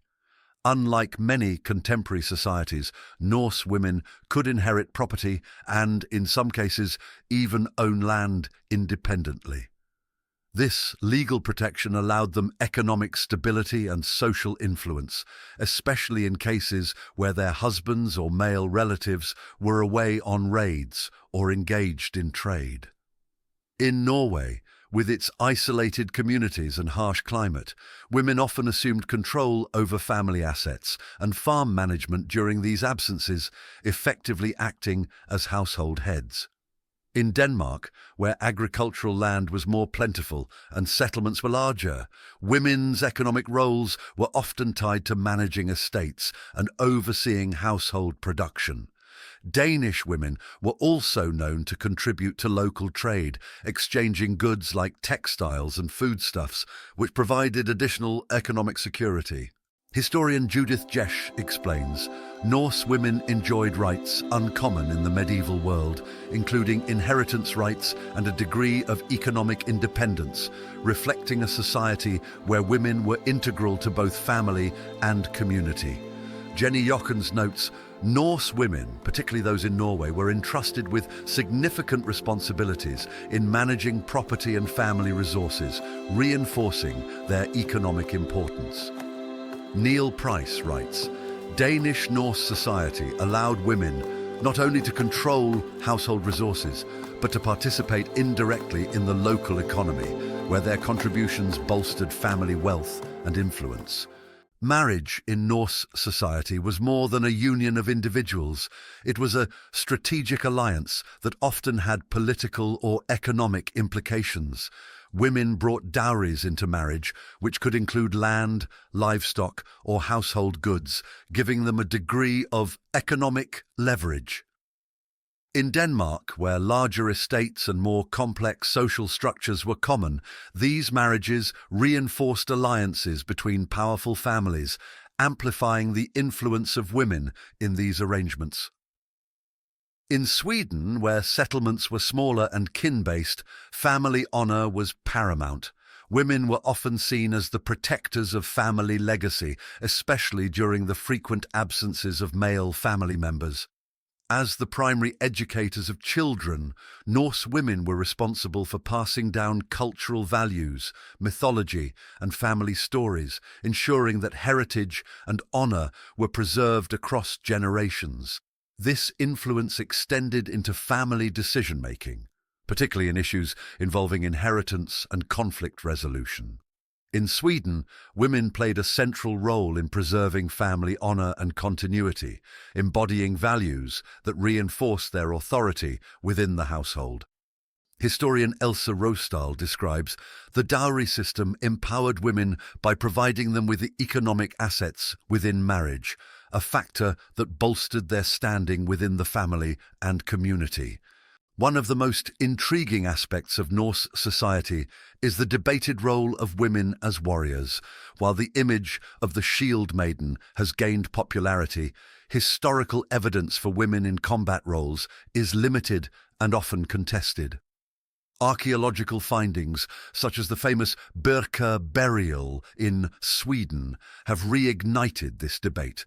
This grave, containing the remains of a woman buried with weapons and high-status items, suggests that some women may have held roles associated with the warrior class. However, the interpretation of the Birka burial and similar finds remains complex. Some scholars argue that these items may have held symbolic significance rather than indicating active participation in warfare. Neil Price states, "The Birka burial challenges the rigid view of gender roles in Norse society, opening possibilities that women, under certain circumstances, may have engaged in combat or held symbolic military roles."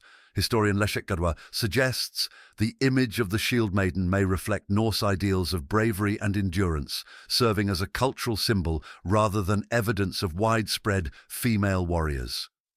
Despite these debates, the notion of shield maidens remains a powerful symbol within Norse culture, embodying values of honor and resilience that were essential to the Norse worldview.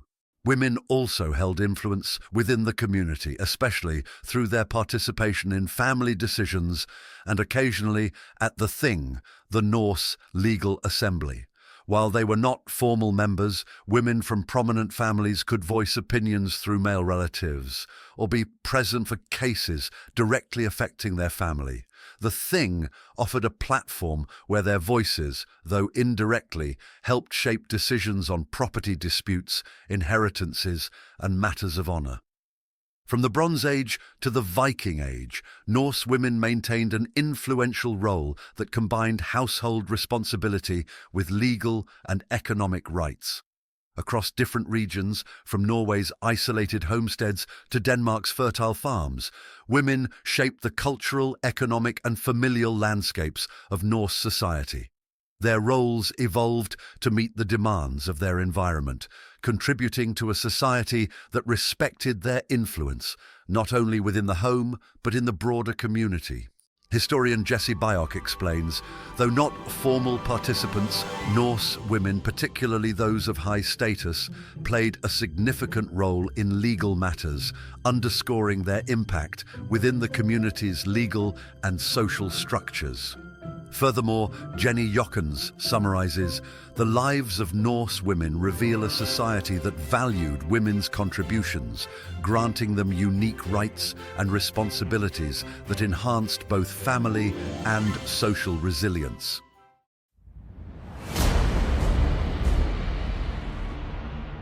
The values of honor, law, and communal balance that defined Norse society by the Viking Age had deep roots extending back to the Scandinavian Bronze Age.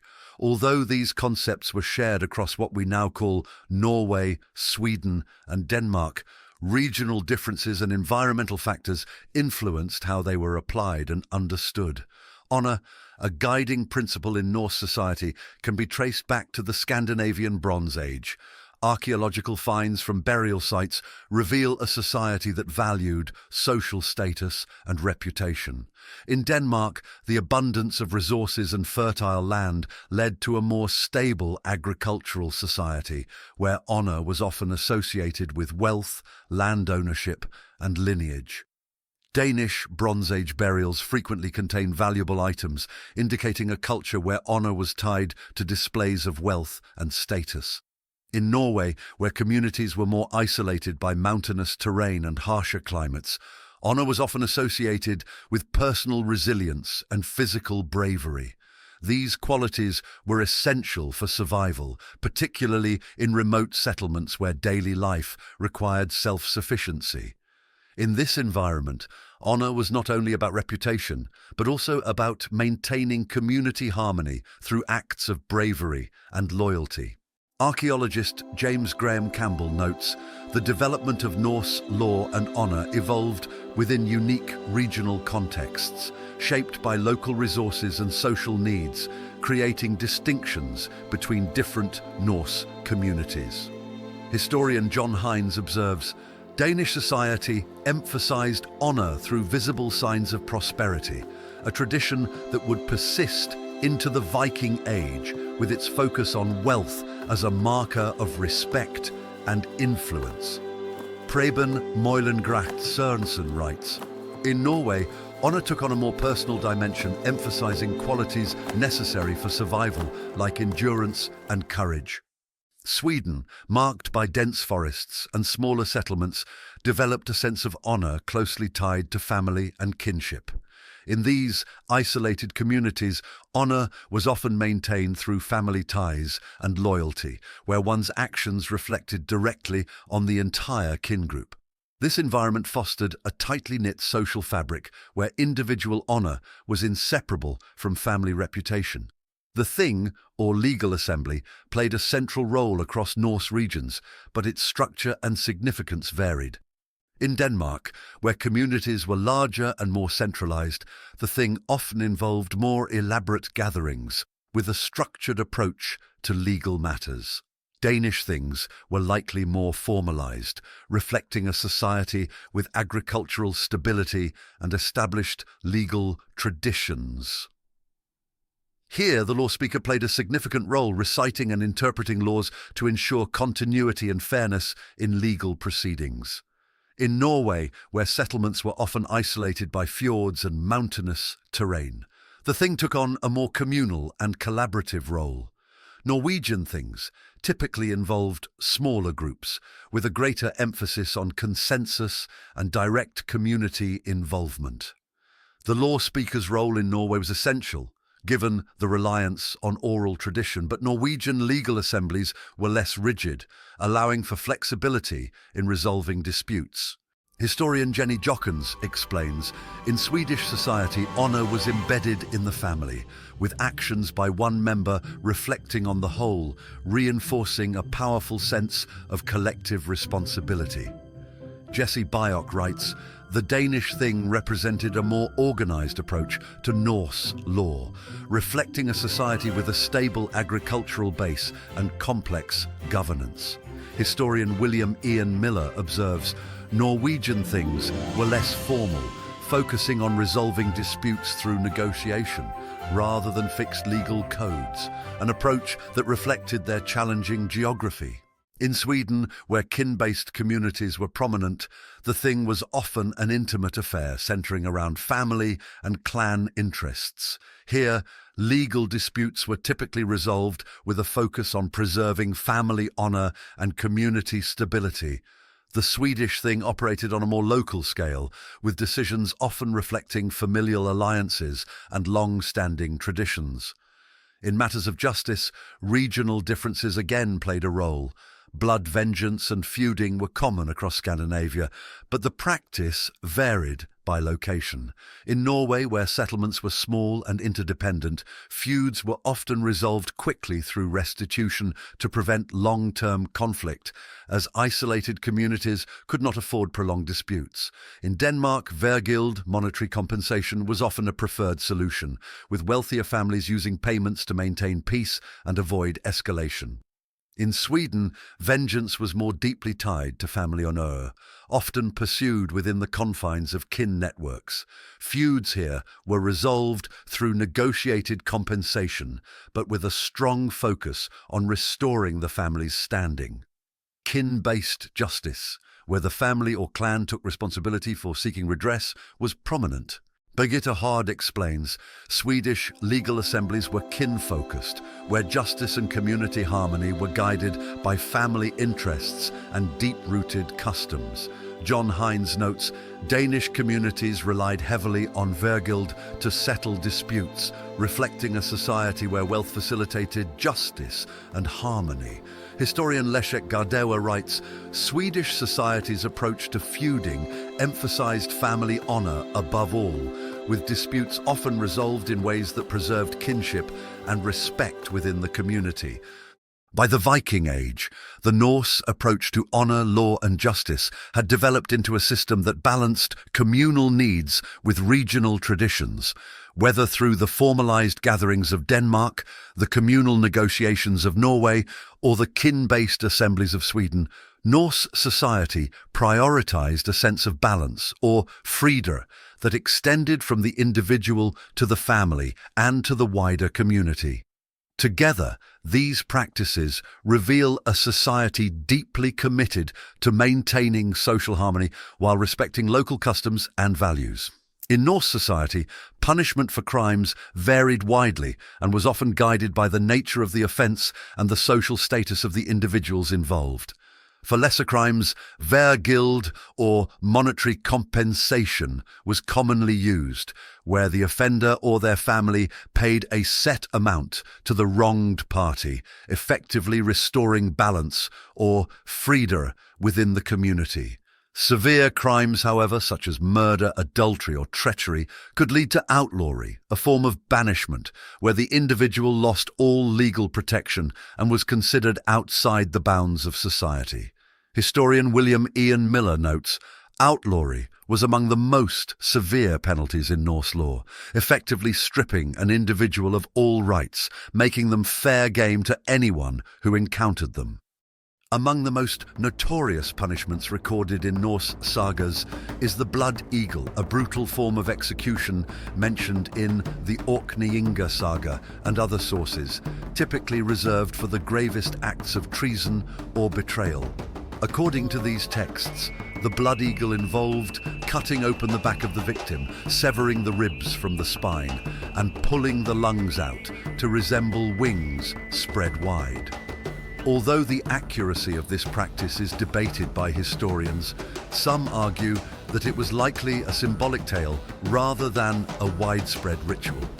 Neil Price writes, the blood eagles mentioned in sagas likely served to emphasize the horror and finality of betrayal in Norse society, rather than reflect a common practice. Regardless of its historical accuracy, the blood eagle stands as a testament to the severe consequences of dishonor and treachery in the Norse cultural imagination. Within Norse society, the practice of sacrifice, both animal and in rare cases human, intersected with ideas of honor, spirituality, and social order. In popular portrayals, such as Netflix's Vikings, human sacrifices are presented as a dramatic and routine part of Norse religion, frequently depicted at sacred sites like Uppsala to invoke the favor of the gods. These portrayals often emphasize the intensity and mysticism of Viking spirituality, showing the Norse as eager to offer human lives in exchange for divine blessings in war, fertility, or survival. However, these representations lean heavily into sensationalism, reflecting more of modern fascination than historical accuracy. In contrast, modern historians like Neil Price and Elsa Rosdahl view human sacrifices in Viking society as rare and complex, primarily reserved for exceptional occasions. Evidence from burial sites, where servants or animals were found interred with elite figures, suggests that sacrifices often symbolized accompaniment into the afterlife, rather than a direct offering to the gods. Historians propose that such rituals served a broader social purpose, reinforcing communal bonds and connecting the living to the divine order in times of great need or transition. In this context, sacrifices were woven into the fabric of Norse law and honor, not as acts of brutality, but as solemn rituals that reaffirmed values of loyalty, respect, and the natural cycles of life and death. Rather than the violent spectacles often seen on screen, these sacrifices were complex expressions of Norse identity, balancing spirituality, social hierarchy, and honor within the community.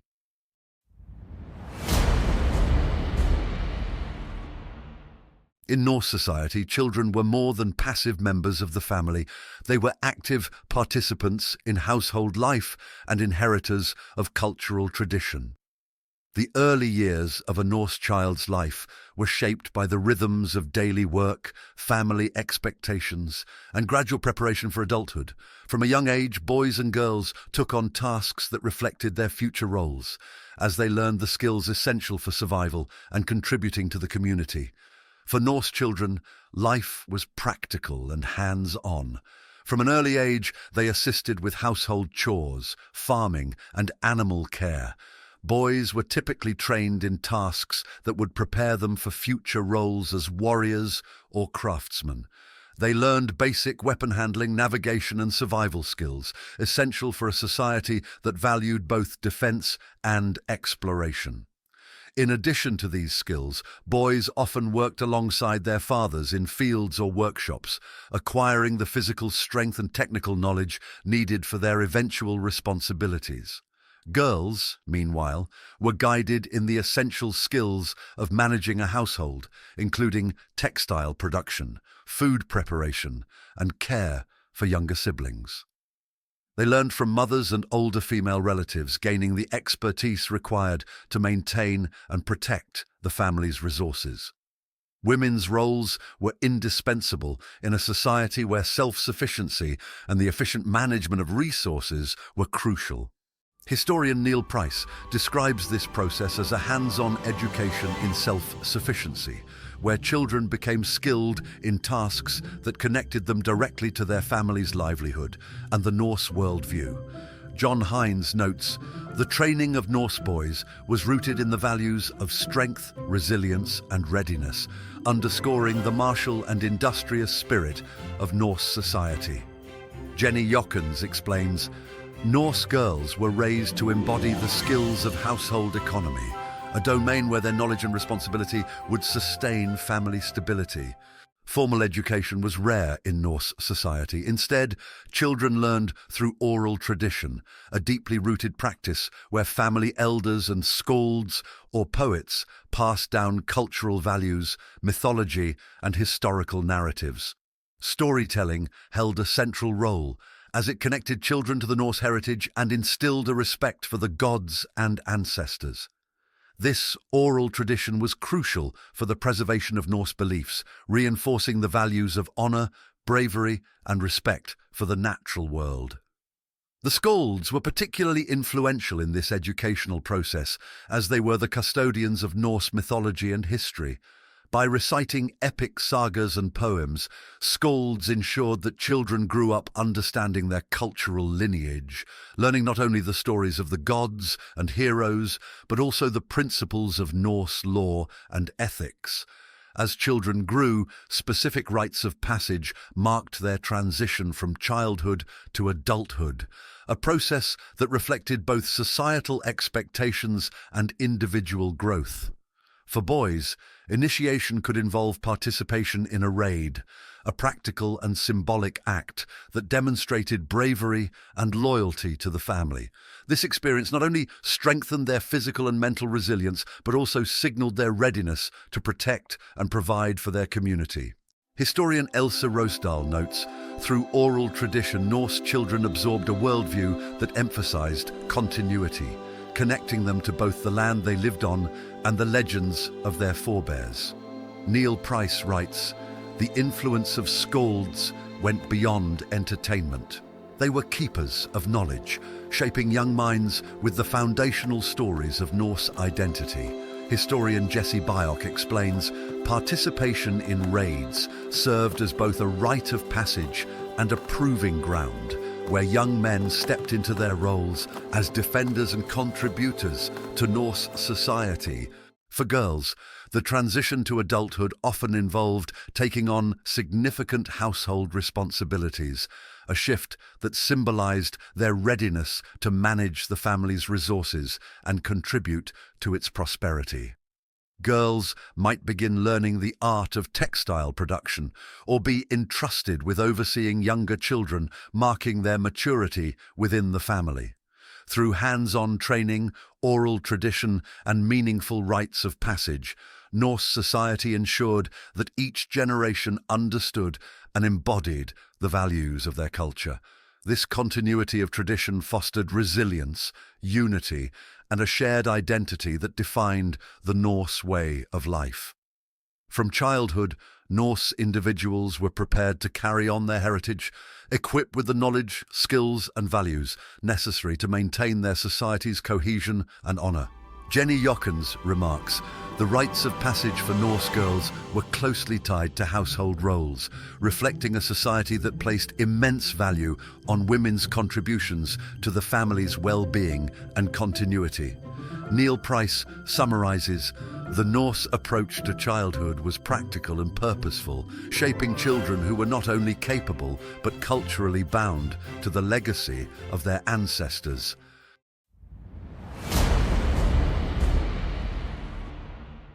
Norse society was built on a foundation of self-sufficiency which enabled communities to thrive in a harsh and often unpredictable environment. The resilience of Norse households relied on their ability to produce essentials such as food, clothing, and tools. This independence fostered a sense of practicality and adaptability across Scandinavia, where survival was often tied to local knowledge and resourcefulness. Most Norse households were organized as self-sustaining units, producing nearly all they needed to survive. The main agricultural products were grains like barley, rye, and oats, which provided a staple diet and were complemented by vegetables and dairy. Families raised livestock, including cattle, sheep, and goats, for milk, meat, and wool. The short growing season in Scandinavia required careful planning, with families working communally to prepare for winter by preserving food through drying, smoking, and salting. Craftsmanship was also central to Norse self-sufficiency, as most households produced their own tools, clothing, and household items.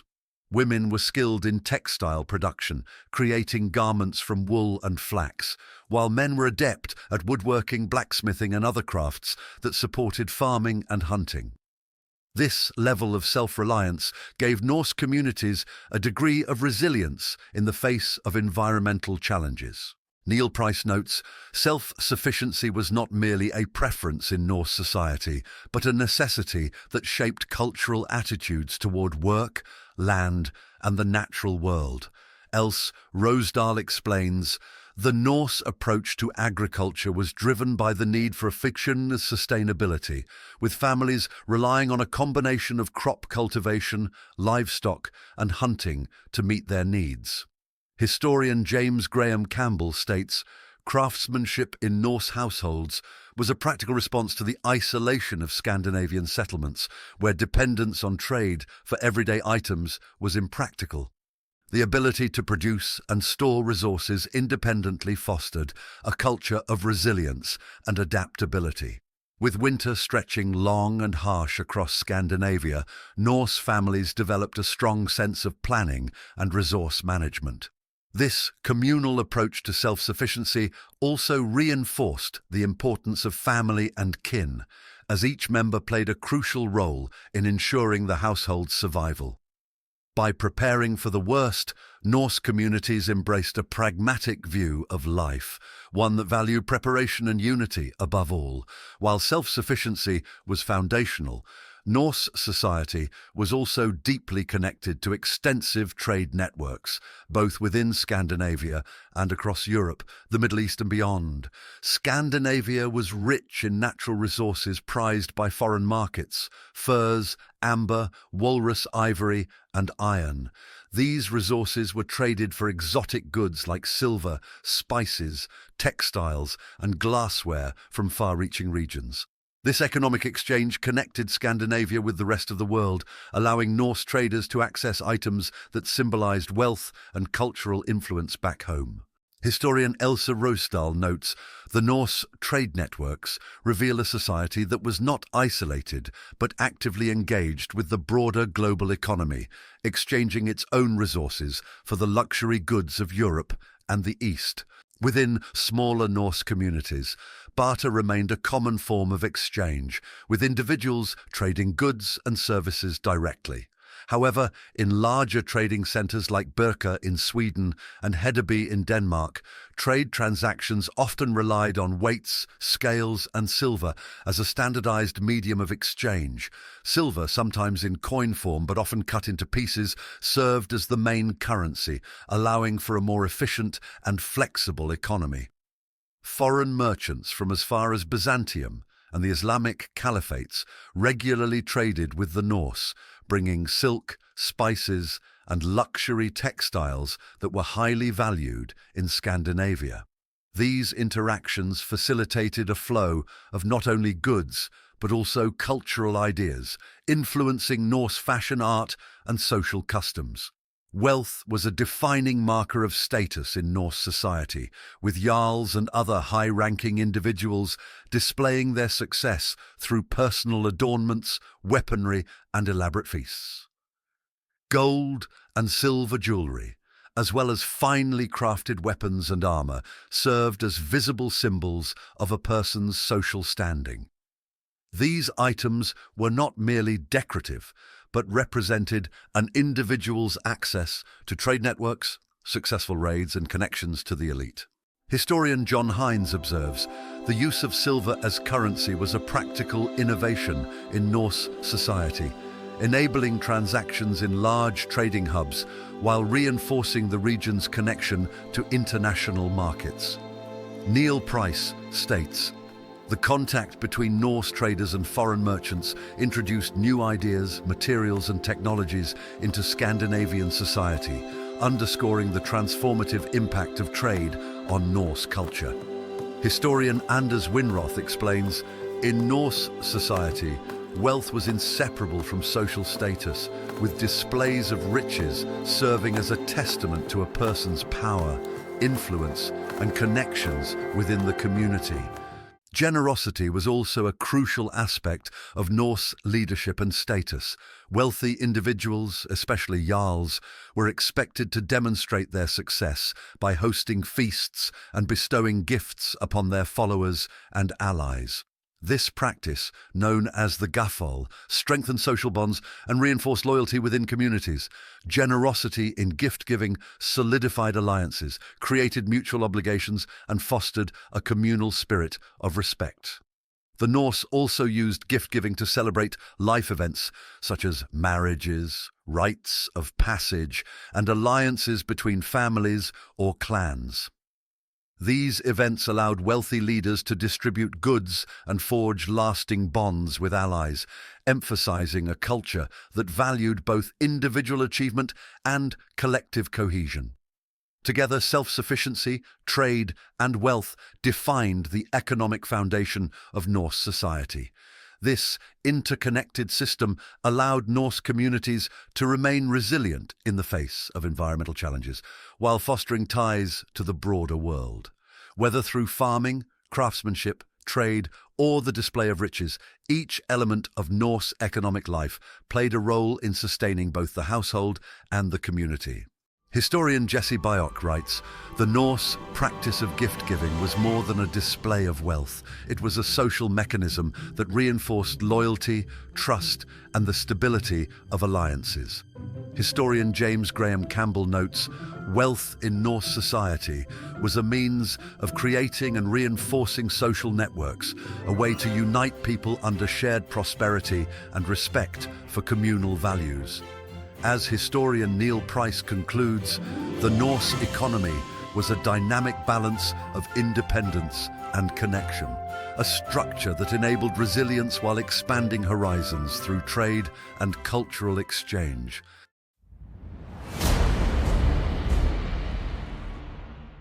In this chapter, we've uncovered the intricate layers of Norse social structures and everyday life, showing that Norse society was much more than just a community of raiders and explorers. From the ranks of JARLS, KARLS, and THRALLS, we explored how social hierarchies shaped daily interactions and reinforced systems of honor and responsibility. Through a close look at self-sufficient agricultural practices, we saw how resilience was built into their way of life, as communities were bound by the harsh northern landscape and the resourcefulness it demanded. Trade flourished as an essential part of the Norse economy, connecting Scandinavia to distant cultures, even as wealth and status were displayed within a strictly ordered society. Yet Norse life was not without its shadows. We also touched on the darker aspects, such as the blood eagle punishment, a brutal penalty that combined law and the cultural concept of honor and human sacrifices, rituals interwoven with beliefs that served both spiritual and social purposes. These practices reveal the balance within Norse society between strength and spirituality, community and personal legacy, as they sought harmony with the world of gods and men. Thank you for joining us in exploring this rich and complex chapter of Norse society. If you enjoyed this video, please like, share, and subscribe to stay with us as we continue our journey. And don't miss the next episode, where we'll delve into the powerful myths, rituals, and worldview that shaped every aspect of Viking life, from their daily actions to their understanding of the universe. See you there.